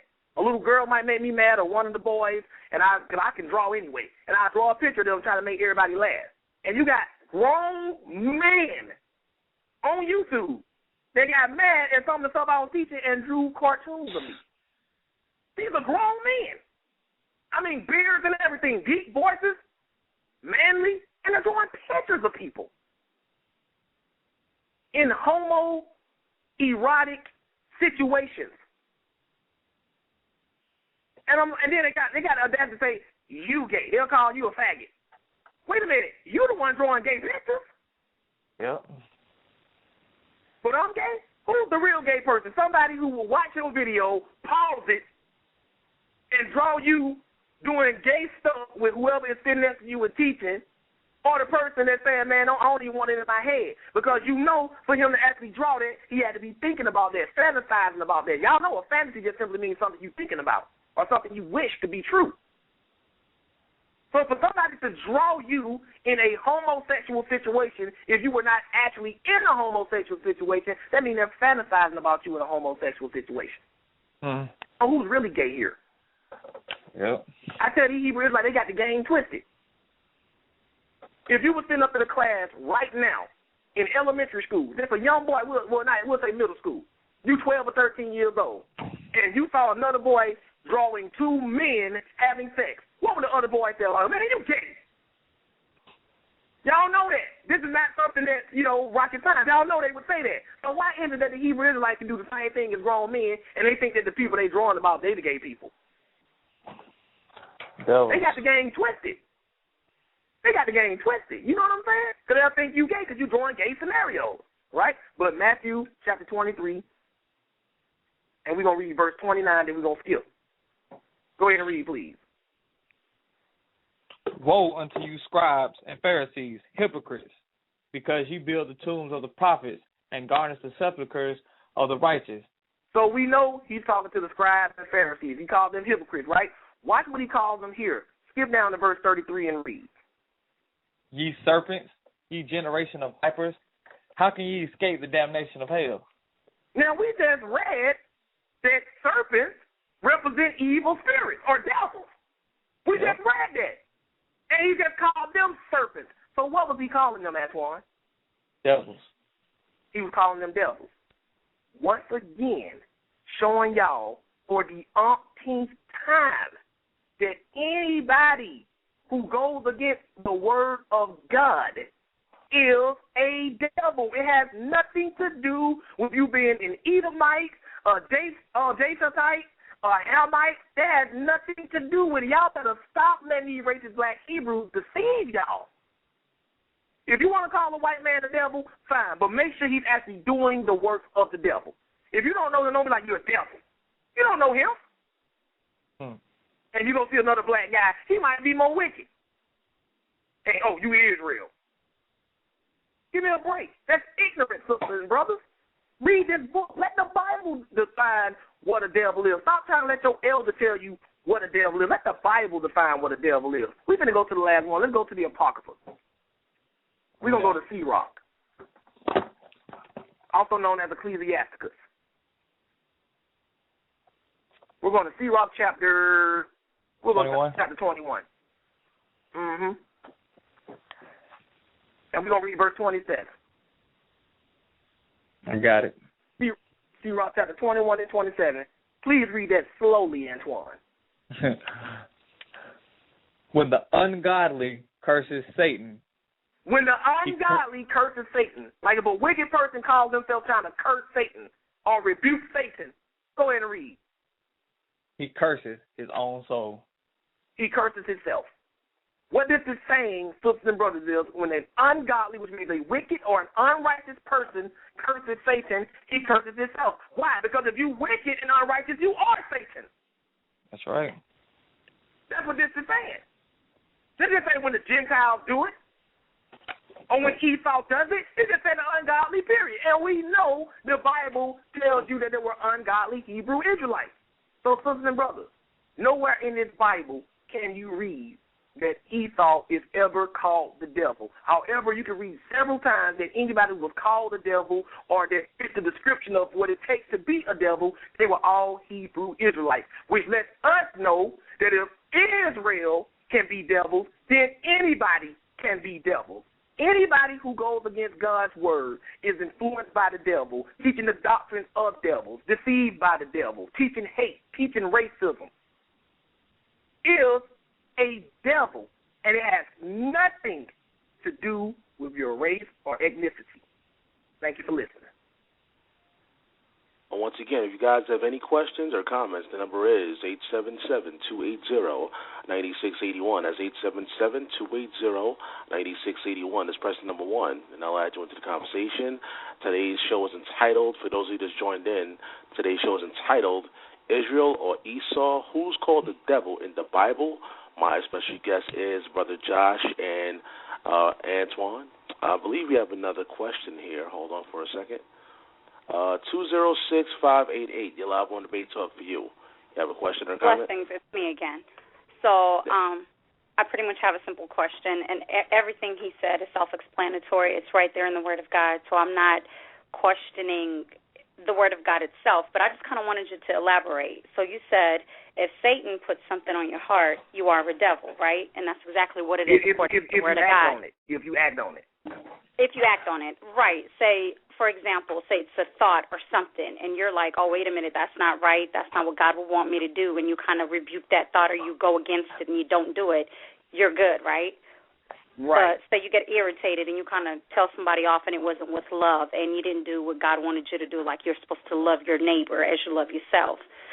Right. Okay. Right. I got to repent. What I got to do? Right.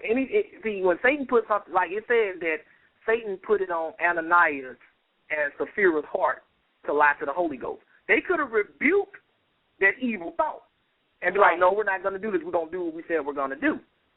But they acted on it. And at that time, when you act on the wickedness, at that time, you are a devil.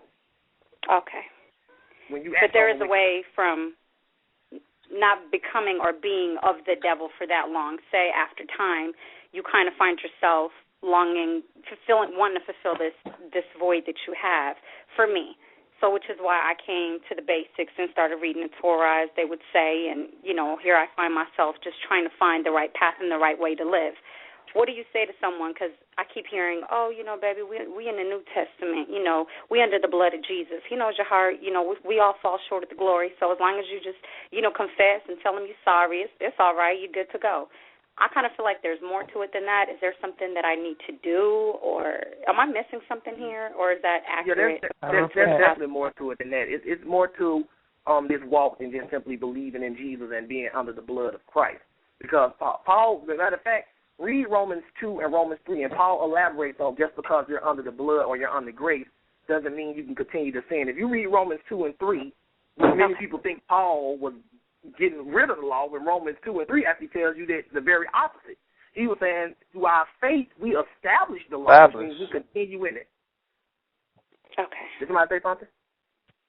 No, I just said establish. Same time you said. Yeah, establish, right. We continue in it. So it's more to it than that. It's not just you, I believe in Jesus. And also, if you get understanding, you will see that the only material that the Hebrews were working with during the time of Jesus was Old Testament scripture and a few extra biblical books, which we can get into in another time. But that was mainly the Old Testament was their text. They were teaching all of that. Jesus taught all of that, Paul, Peter. So there was no New Testament during the time of the apostles. So they had to be teaching from something. They were teaching from the Old Testament. Okay. Thank you so much. You're welcome. Praise God. Yeah, appreciate the call. And let her know also, if she wants to get more further, classes with you and stuff like that, where she can reach out to you. Oh yeah, good idea. Thank you, Sal.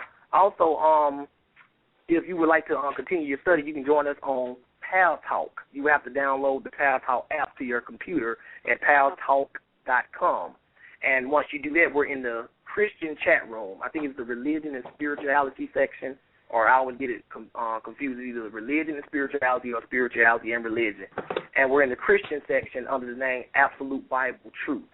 That's Absolute Bible Truth. It's 3 separate words. It's easy to find. And we have classes every Saturday or every Shabbat at 3:30 p.m. Eastern Standard Time. So if you get there by 3:30, you'll be straight, because lately we've been starting at 4 and 4:30. But if you get there by 3:30, you can hang around, ask a couple of questions in the room, enjoy some good music, a lot of nice Jamaican music, too, because, Lisi's Jamaican, and, we got a lot of nice little Jamaican flavor to it. I mean, I love it. Everybody being there jamming out, they all love it. So if you get an opportunity, come by and check us out. Definitely do that. Thank you so much. Be blessed. All right. Yeah, no problem. And once again, if you have any further questions, the number is 877-280-9681. The phone lines are open for all to call in. I'd love to hear from the listening audience out there. Today's topic is Israel or Esau? Who's called the devil in the Bible? I know you guys, there's a lot of people listening right now, and there's no questions in the queue, so I guess the message is pretty much brought forth out there. Brother Antoine, anything you want to add to the lesson, maybe a few words before we sign off? Not much, but I'm glad that ABT was able to do this class today. I feel like a lot of, as Joshua was saying earlier, a lot of these groups and camps are just they're sweeping this stuff under the rug. I know there are a lot of non-racist churches and camps out there who don't agree with this at all, but at the same time, we don't see videos getting put up about this or anything addressing this. It's just kind of like they sweep it under the rug, and they want to go at, other brothers about other things. They want to talk about the name. Let's argue about the name. Let's argue about this. Let's argue about that. When you got people standing on the street corner cussing everybody out, we ain't got nothing. They don't have nothing to say to them, So, I really feel like this was really good for us to talk about this today. And, I hope it was, edifying for the people. And, I enjoyed it. And I hope the listening audience enjoyed it as well. Yeah, and that's the first-time listeners out there. The show is archived, so you can go back at any given time to the show and hear it, over and over again. As a matter of fact, you can download the show. Once you go back to the archive section below the visual screen, you're going to see a little link in the middle that says download this episode. Once the show is over and you go back to the show, below the visual screen, you're going to see a little link that says download this episode and continue to spread the word about Debate Talk for You. We have another caller in queue. Question here. Let me see. 440-320. You're live on Debate Talk for You. You have a question or comment? Yeah, Brother Sal, how you doing? It's Brother LeVar right here. Hey, what's up, brother? Hey, how you doing, Brother LeVar? My dog. What's up? Yeah, I just wanted to make a quick comment. I just want to say I was truly edified by the teaching, and I just want to let everybody listening to the audience know that a couple years back I had started listening to Brother Josh, and what I found out was he was actually giving all of the Bible instead of half-baked doctrines and half-truths and doctrines of men. And I say that because, it's very rare that you'll find somebody that will actually break down the word in its truest form, because you won't hear this anywhere else. Anybody out there listening, you're not going to hear this anywhere else. And I just wanted to, tell Josh, thank you, you know what I'm saying? Thank you for not compromising the word. Thank you for not hiding anything, because what people don't understand is these brothers out here are hiding things out here. They don't want people to know the truth. And I think that if we're going to grow in the love of Christ, we need to know all of the word. And if we don't have all of it, at least let us get what we can get without compromising what's clearly written. I think it was straightforward. It was, irrefutable. And I just like to say, thanks to Brother Josh for imparting knowledge to me all these years. Thanks, Brother Antoine, for being a friend to me ever since I joined the group. And I hopefully the sister comes and joins us on the Sabbath and many others, because I'm telling you right now, you guys won't hear stuff like this in any of these camps. These people be lying. Because when I first came into the truth, I was looking all over the place, and I was fed a lot of lies. And I just want to say that Josh is not going to do that. And I'm just speaking from experience, you know what I'm saying? I've been around a lot of people, and a lot of people lie and they deceive. He's going to tell you what the word actually says. So, good job, Brother Josh. Good job, Antoine. See you guys later. All right, thanks for your call, brother. Appreciate that. And praise Josh, God, LeVar. I really appreciate that, LeVar. You know what I'm saying? And I'm just doing my best. You know what I'm saying? I'm not, and I want everybody to know this too. I'm not doing anything that these other elders cannot do. This is not something that's exclusive only to me. I was not sitting down on my sofa one day playing PlayStation 3, and God said, Josh, I have chosen thee to bring forth my word to the world. It wasn't nothing like that. I'm just a regular dude. They'll tell you in a minute. I laugh and I joke and I crack up just like everybody else. You know what I'm saying? I'm down to earth. I ain't all aloof. You know what I'm saying? But what it is, man, when it comes to this word, man, I don't play. You follow what I'm saying? I mean, I take it for what it says. If what you're telling me is not in this word, I'm not going for it. If you tell me what the Bible say this or say that, I'm not going for it. If it's not in there, if it's in there, I got to roll with it. I may not like it. I might even tell you, I don't like that, but it is what it is. I got to go with it. You ain't going to like everything the Most High tell you to do. You ain't going to always agree with the Most High. It was things that God did that Moses didn't agree with. It was things that God did that David didn't agree with, and they told you that. They didn't agree with it. But God ain't looking for somebody to like what he's doing. He's looking for people to obey what he's doing. And while we're on this topic, I want to throw something else out here, too. Let's go to Ezekiel 5, because, you know, I'm feeling kind of giddy right now. I want to throw this out here. Just to let everybody know that your Bible says that Israel, the children of Israel, are the most wicked people that ever lived. And what I'm trying to do, I'm trying to give a wake-up call to Israel, because God knows they need it. I'm trying to give a wake-up call to Israel. What you have been getting from Israel, and I'm not talking about all of Israel because they know what I'm talking about. I mean, there's some brothers out there doing their thing. You follow what I'm saying? And some new brothers stepping up doing their thing. Some brothers are like, man, okay. You know what I'm saying? But y'all know, as a nation, Israel is really not doing their job. Y'all know they not. You know what I'm saying? Because we out here arguing over the pronunciation of a name. Israel is divided on everything in this book that is possible to have division on. We divided over what name to use. We divided over whether we can say his name in Hebrew or not. We divided over what day to keep the holy days on. We divided on when the Sabbath starts. We divided on what the word Sabbath means. We divided on should we hate the white man. We divided on is the white man Esau or not. Every time you turn around, it's controversy among Israel. People talk about there's a lot of denominations among the Christians, and that's true. But there are a lot of denominations among Israel, too, so they just don't call them denominations. Don't be fooled. Don't think that because I'm not saying they Israel, they're not denomination. Only thing that denomination means, sisters and brothers, is a different set of beliefs. That's right. That's all they're dealing with. So if all Israel or people who claim to be Hebrew Israelites are not teaching the same thing, then they are divided into denominations too. That's the reality of it. So when you stop being a Christian and became a Hebrew Israelite, keep in mind that whichever Hebrew Israelite camp you join, that's a denomination of the Hebrew Israelites. You got denominations of Christians, and you got denominations of Hebrew Israelites. If I'm wrong, then why isn't Israel all teaching the same thing? But this is Ezekiel chapter 5. See, don't let these people play games. No, being a Hebrew Israelite is not a religion. It's a race. Y'all have turned it into a religion. That's what they don't understand, Antoine. They turned it into a religion. So this is Ezekiel 5, this is verse 5 through 8. Look what it's saying about Israel, Jerusalem in particular. Go ahead and read, please, when you get there. Thus saith the Lord God, this is Jerusalem. I have set it in the midst of the nations and countries that are round about her. It said, this is Jerusalem. I have set it in the midst of the nations and the countries that are round about her. Jerusalem is considered the center of the earth to the Lord. It's considered the center place. That means all these surrounding countries. That includes Edom. Edom is a surrounding country.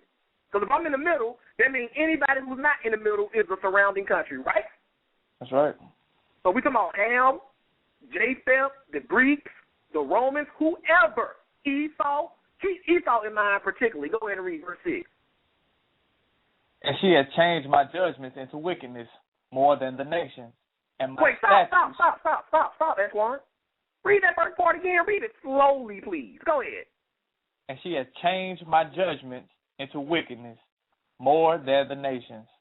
It says more than the nations have Israel changed God's judgment, which is his law, to wickedness, more than the nations.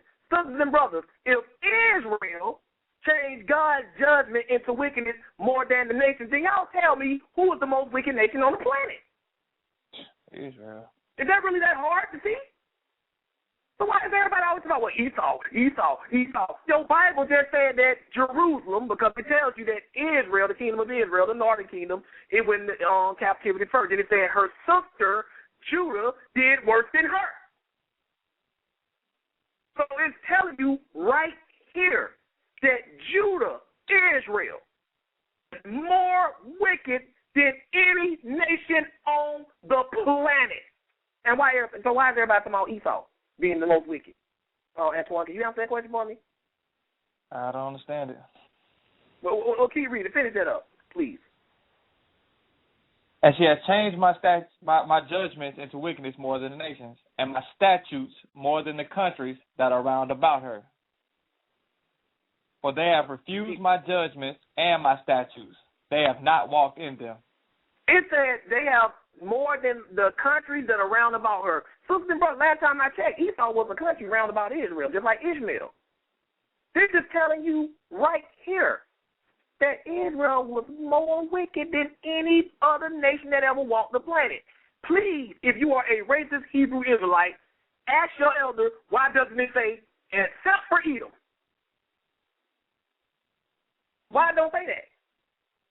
That says everybody. Sisters and brothers, I got a whole class. It's just a tip of the iceberg. I got a whole class in which I can tell you and show you from the book that your own Bible tells you that there is nobody in any generation more wicked than Israel. So if you're looking for somebody who's really wicked and corrupt, you need to look among somebody who calls himself a Hebrew Israelite first.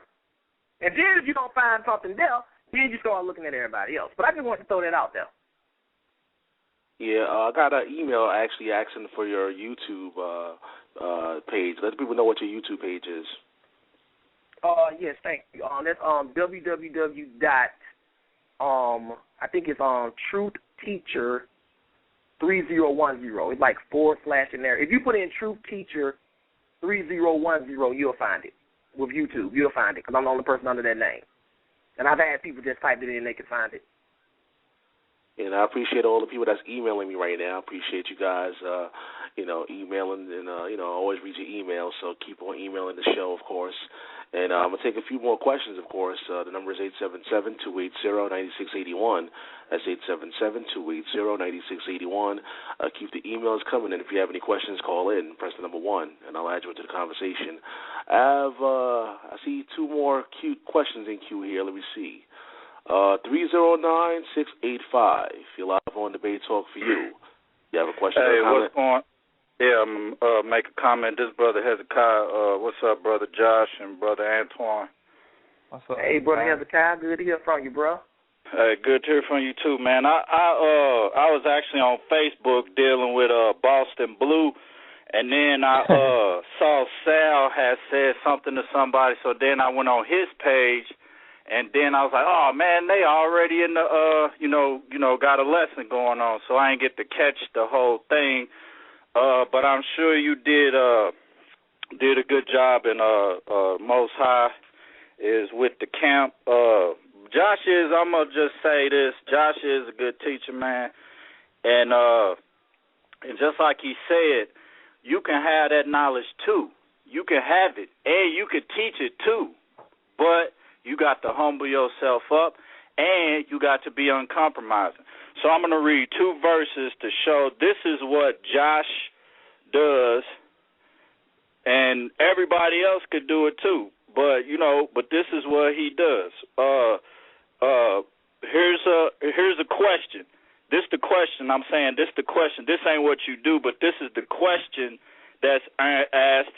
And then the answer is going, I'm going to read it in the New Testament. You'll see once I read it. Here you go. This is Job 15, 2 and 3. Should a wise man utter vain knowledge and fill his belly with the east wind? Should he reason with unprofitable talk or with speeches wherein he can do no good? Okay, that's Job 15, 2 and 3. Now, here go the answer to that question. This 2 Timothy 2. And 14 and 15. Of these things put them in remembrance, charging them before the Lord that they strive not about words to no profit. There go the answer to that question.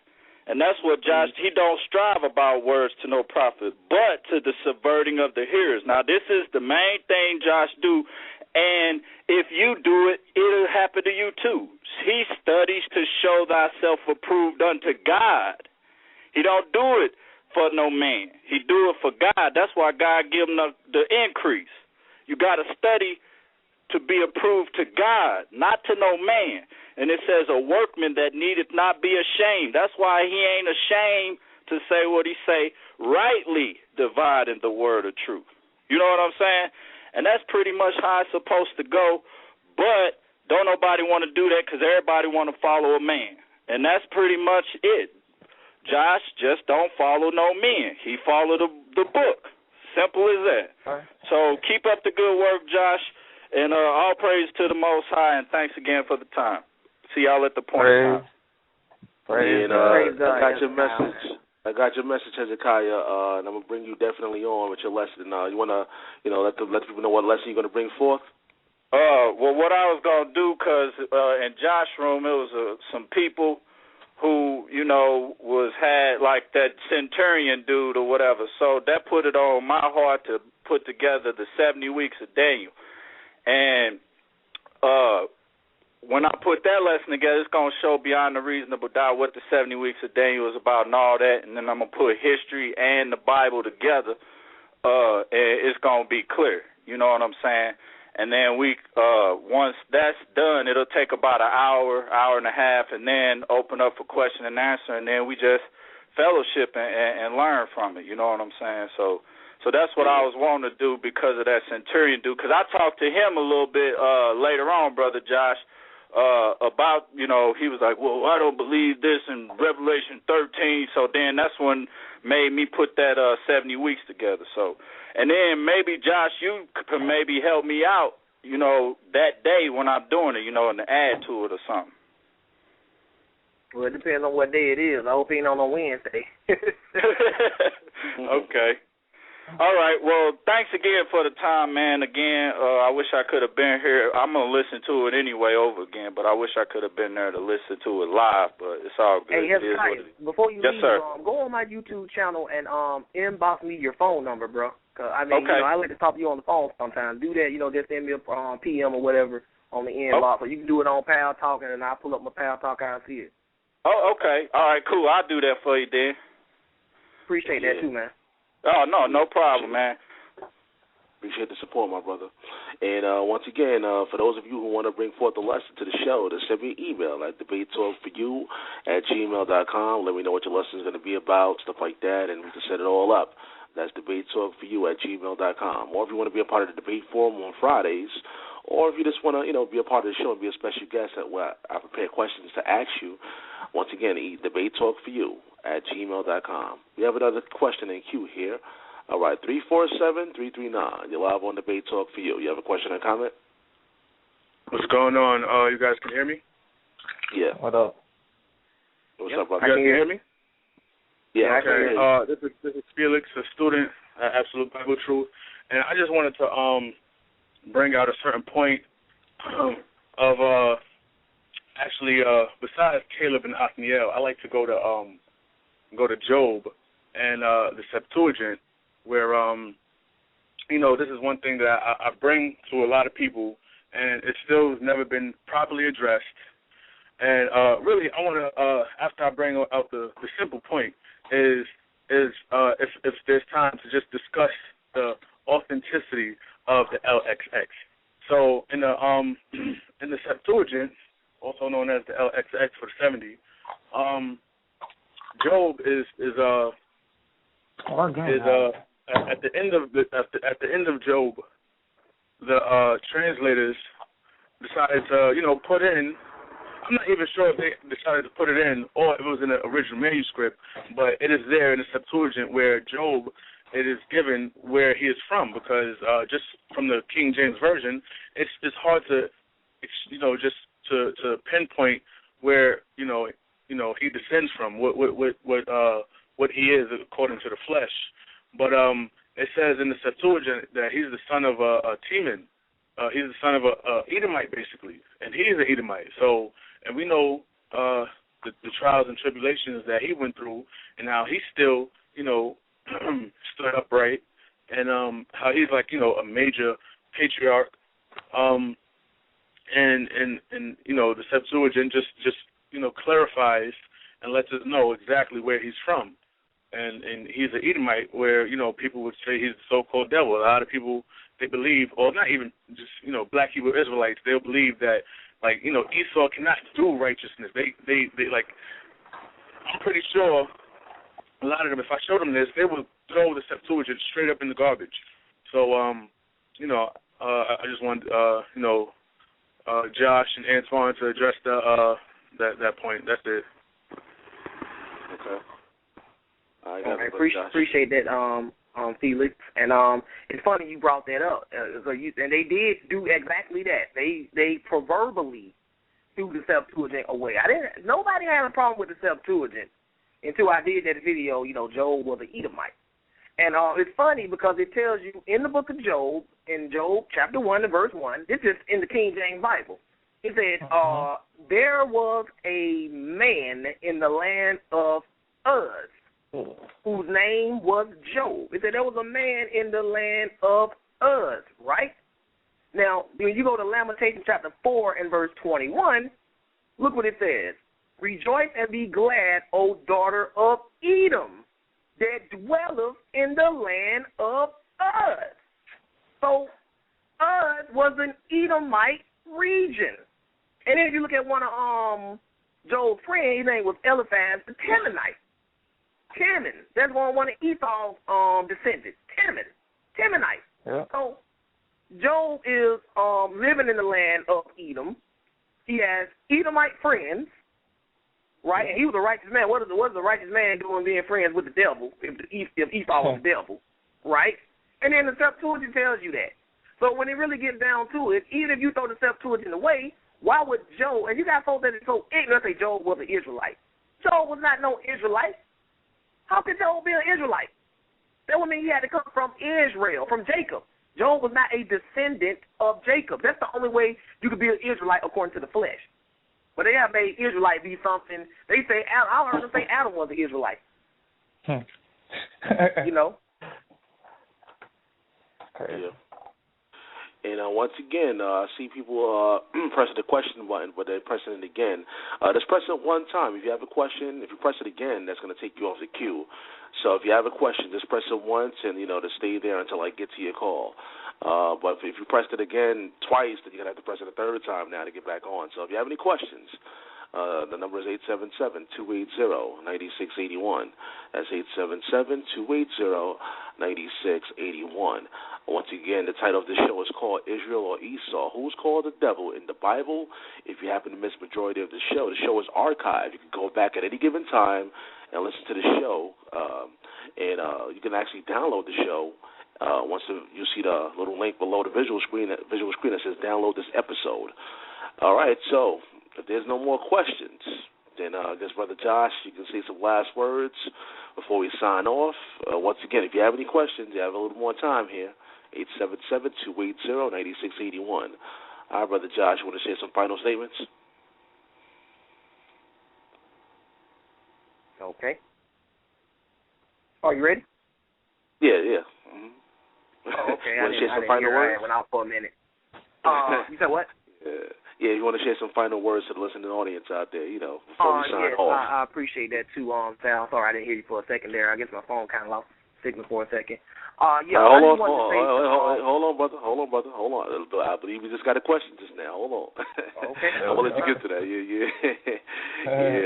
Let's see. 309. Okay. 309-685. You're live on Debate Talk for You. You have a question or comment? Are you back on? This has again. I was wondering, what was that scripture, Josh, that where it said Edom in the land of, what was it, Uz or Lamentations 4. Land of, what scripture is that? Because I didn't even know that. I want to store that in my Bible. That's Lamentations 4 and 21. Uz is the Edom region. 4 and 21, yes. Okay, cool. Okay, yeah, that's all I wanted. I'm sorry. I was like, man, I ain't never seen that, and then I couldn't find out where it was, so I wanted to call and get it so I could store it. All right, thanks a lot again. And before you get off, too, Hezekiah, another thing you want to store in there, look up Job's friend Eliphaz. Let me pull that up for you. You got the book with you? Yeah, I got it. Yeah. Okay, do what I want you to do. Eliphaz, go to Job chapter 2 and verse 11. Job 2 and 11. Hold on, I'm almost there. Okay, I'm there. That Job was an Edomite, living among Edomites. Read that, please. Now when Job's 3 friends heard of all this evil that was come upon him, they came every one from his own place. Now, these are Job's friends, right? These are Job's friends, right? Right. Okay, it said Eliphaz. Okay, go ahead and read. Eliphaz, the Temanite, and... Okay, stop. That's all I want you to read right now. Now, this is what I want you to do, right? Oh, the Temanite. Oh, snap. Yeah. Okay. Now, hold your spot there and go to Genesis 36 and read verse 11. 36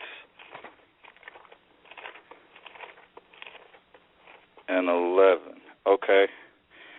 And the and the sons of Eliphaz were Tema, Omar, Zophah, and Gatam and Kenaz.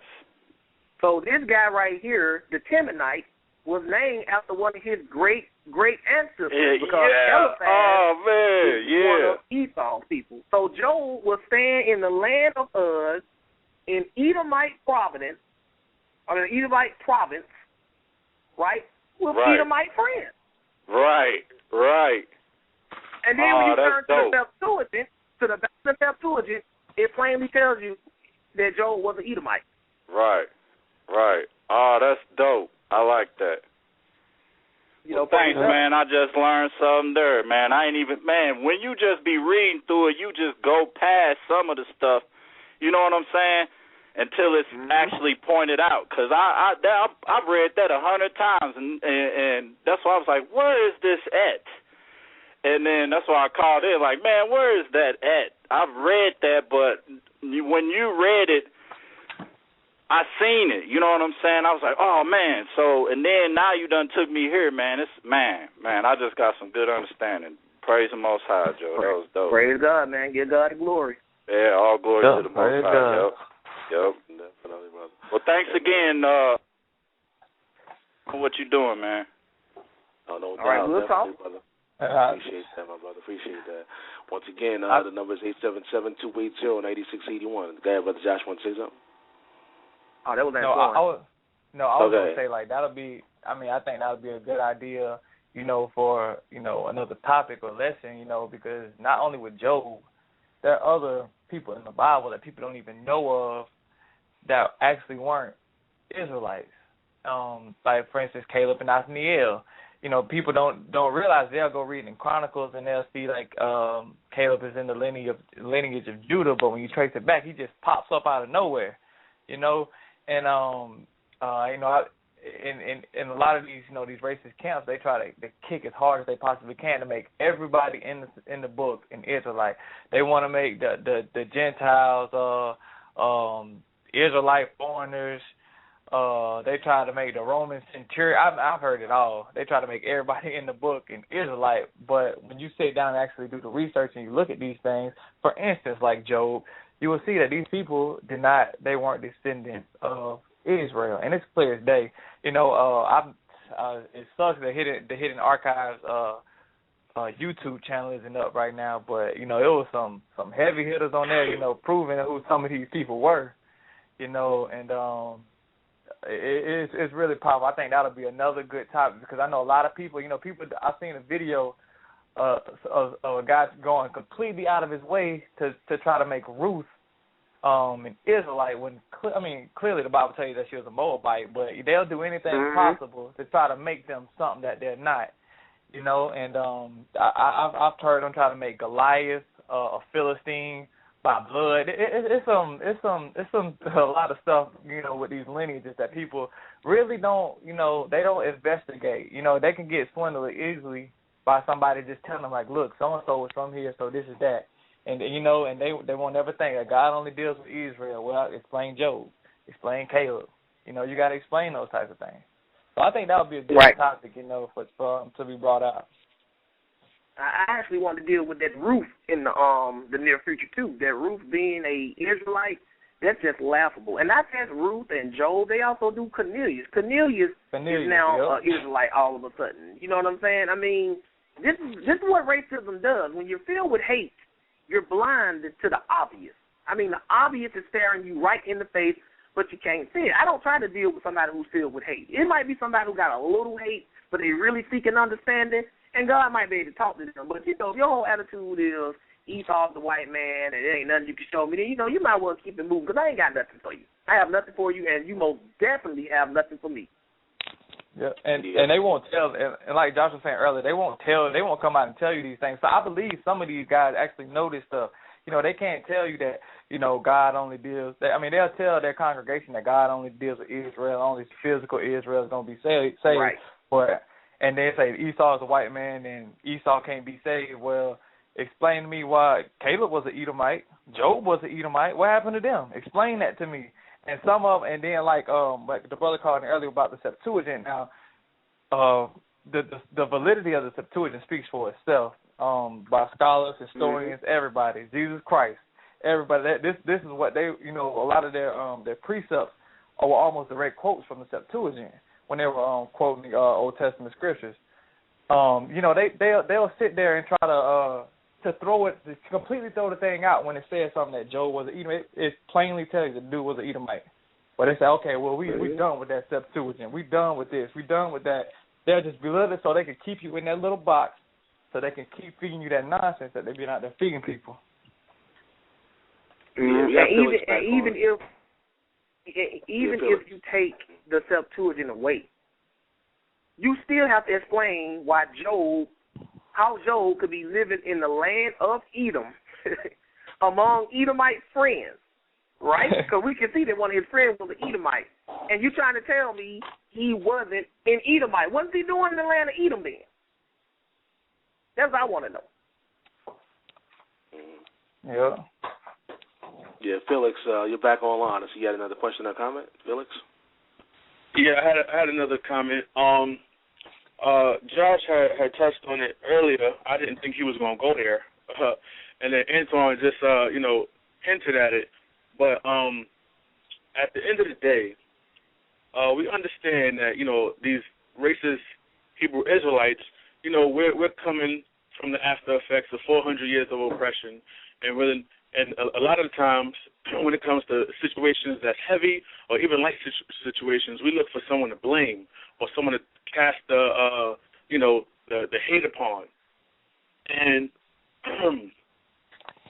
what happens, or what seemed like happened is, what happened was these things were preconceived. Like, this is premeditated. I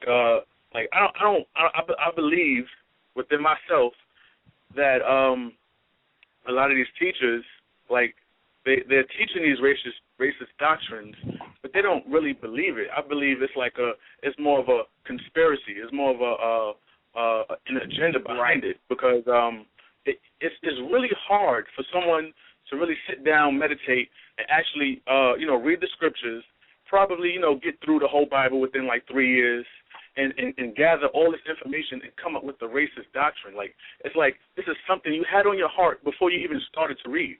Right. So it's like basically at the end of the day, what we got to do is really examine everybody. Examine the heads of these organizations. Examine the people under them and the other students, and really don't compromise your own thought process and your own common sense because something sounds good or something makes you feel more powerful and more strong, because that's what it is. They're playing on your weakness, which is you grew up poor, you grew up under distress, and now you feel more empowered. Oh, look, now I'm Israel. Guess who we are? And you feel more empowered. While it could possibly be true, nobody has really proved it to you, because in Ezra chapter 2, a guy wanted to, it's like verse 64-ish, around there, but he wanted to, after captivity, he wanted to, become a priest or, some office as a Levite. And being that he could not produce his birth record, showing who his father was, who his father was, back all the way back to, Aaron and Moses or Levi, then, they said he was put from the priesthood because he was basically polluting it, because he couldn't prove it. Now, he might have really been a Levite, but being that he couldn't prove it, then that's that, period. Like, you can't prove it. We need these in order, to feel sure. So to claim, just because you black, you're Judah, and then Issachar is Mexican, it's like crazy. So right. Don't compromise your common sense, because, there's a lot of agendas behind these things. And a lot of times, not only are there moles within organizations, but a lot of the times it's actually the mole, the person, the enemy is the person who started. So that's right. Just don't point and watch out. And I just wanted to bring that out because this is what I feel like is the stem of all this. This was devised. This was drawn up.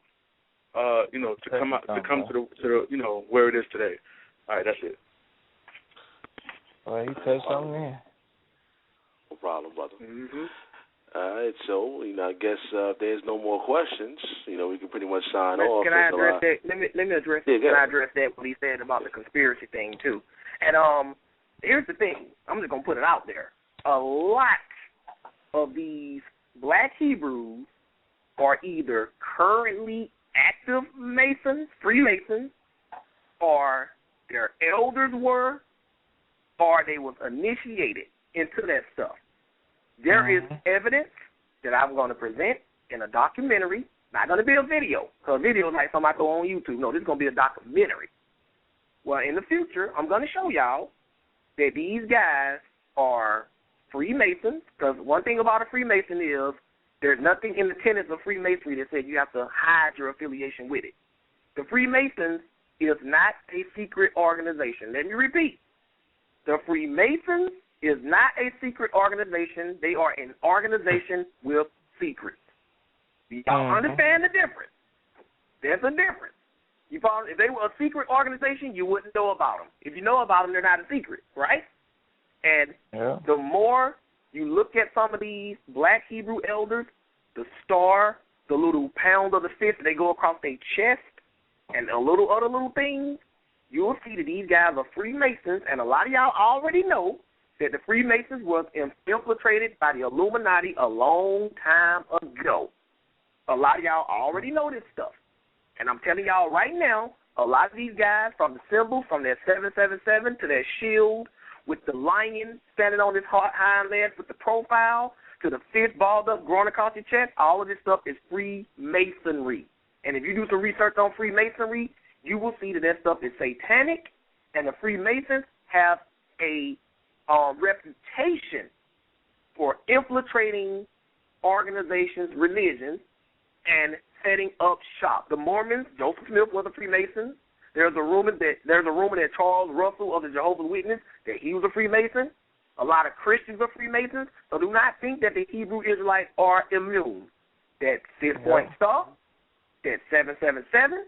Now the fact that that 6-point star, a lot of them be covered with the stars. They're dealing with magic. That's why you see them standing out there with that staff and those stars covering them. Go look at any old Disney video with Mickey Mouse, Fantasia. Look at that video where Mickey Mouse is dressed up, covered with stars, and he got a magic wand. This is all sorcery and witchcraft, and these guys have been infiltrated, and I believe a lot of them been compromised, and y'all have fallen victim to this. Yeah. I'm telling y'all, I agree with the brother. I believe it's a conspiracy. I believe these guys are moles and plants. That's what I believe. But I'm going to leave it at that. That's going to come in the future. That's my closing statement right there. Yeah, a lot of information was put out there tonight. Yeah, that's just the tip of the iceberg, bro. That's just the tip of the iceberg.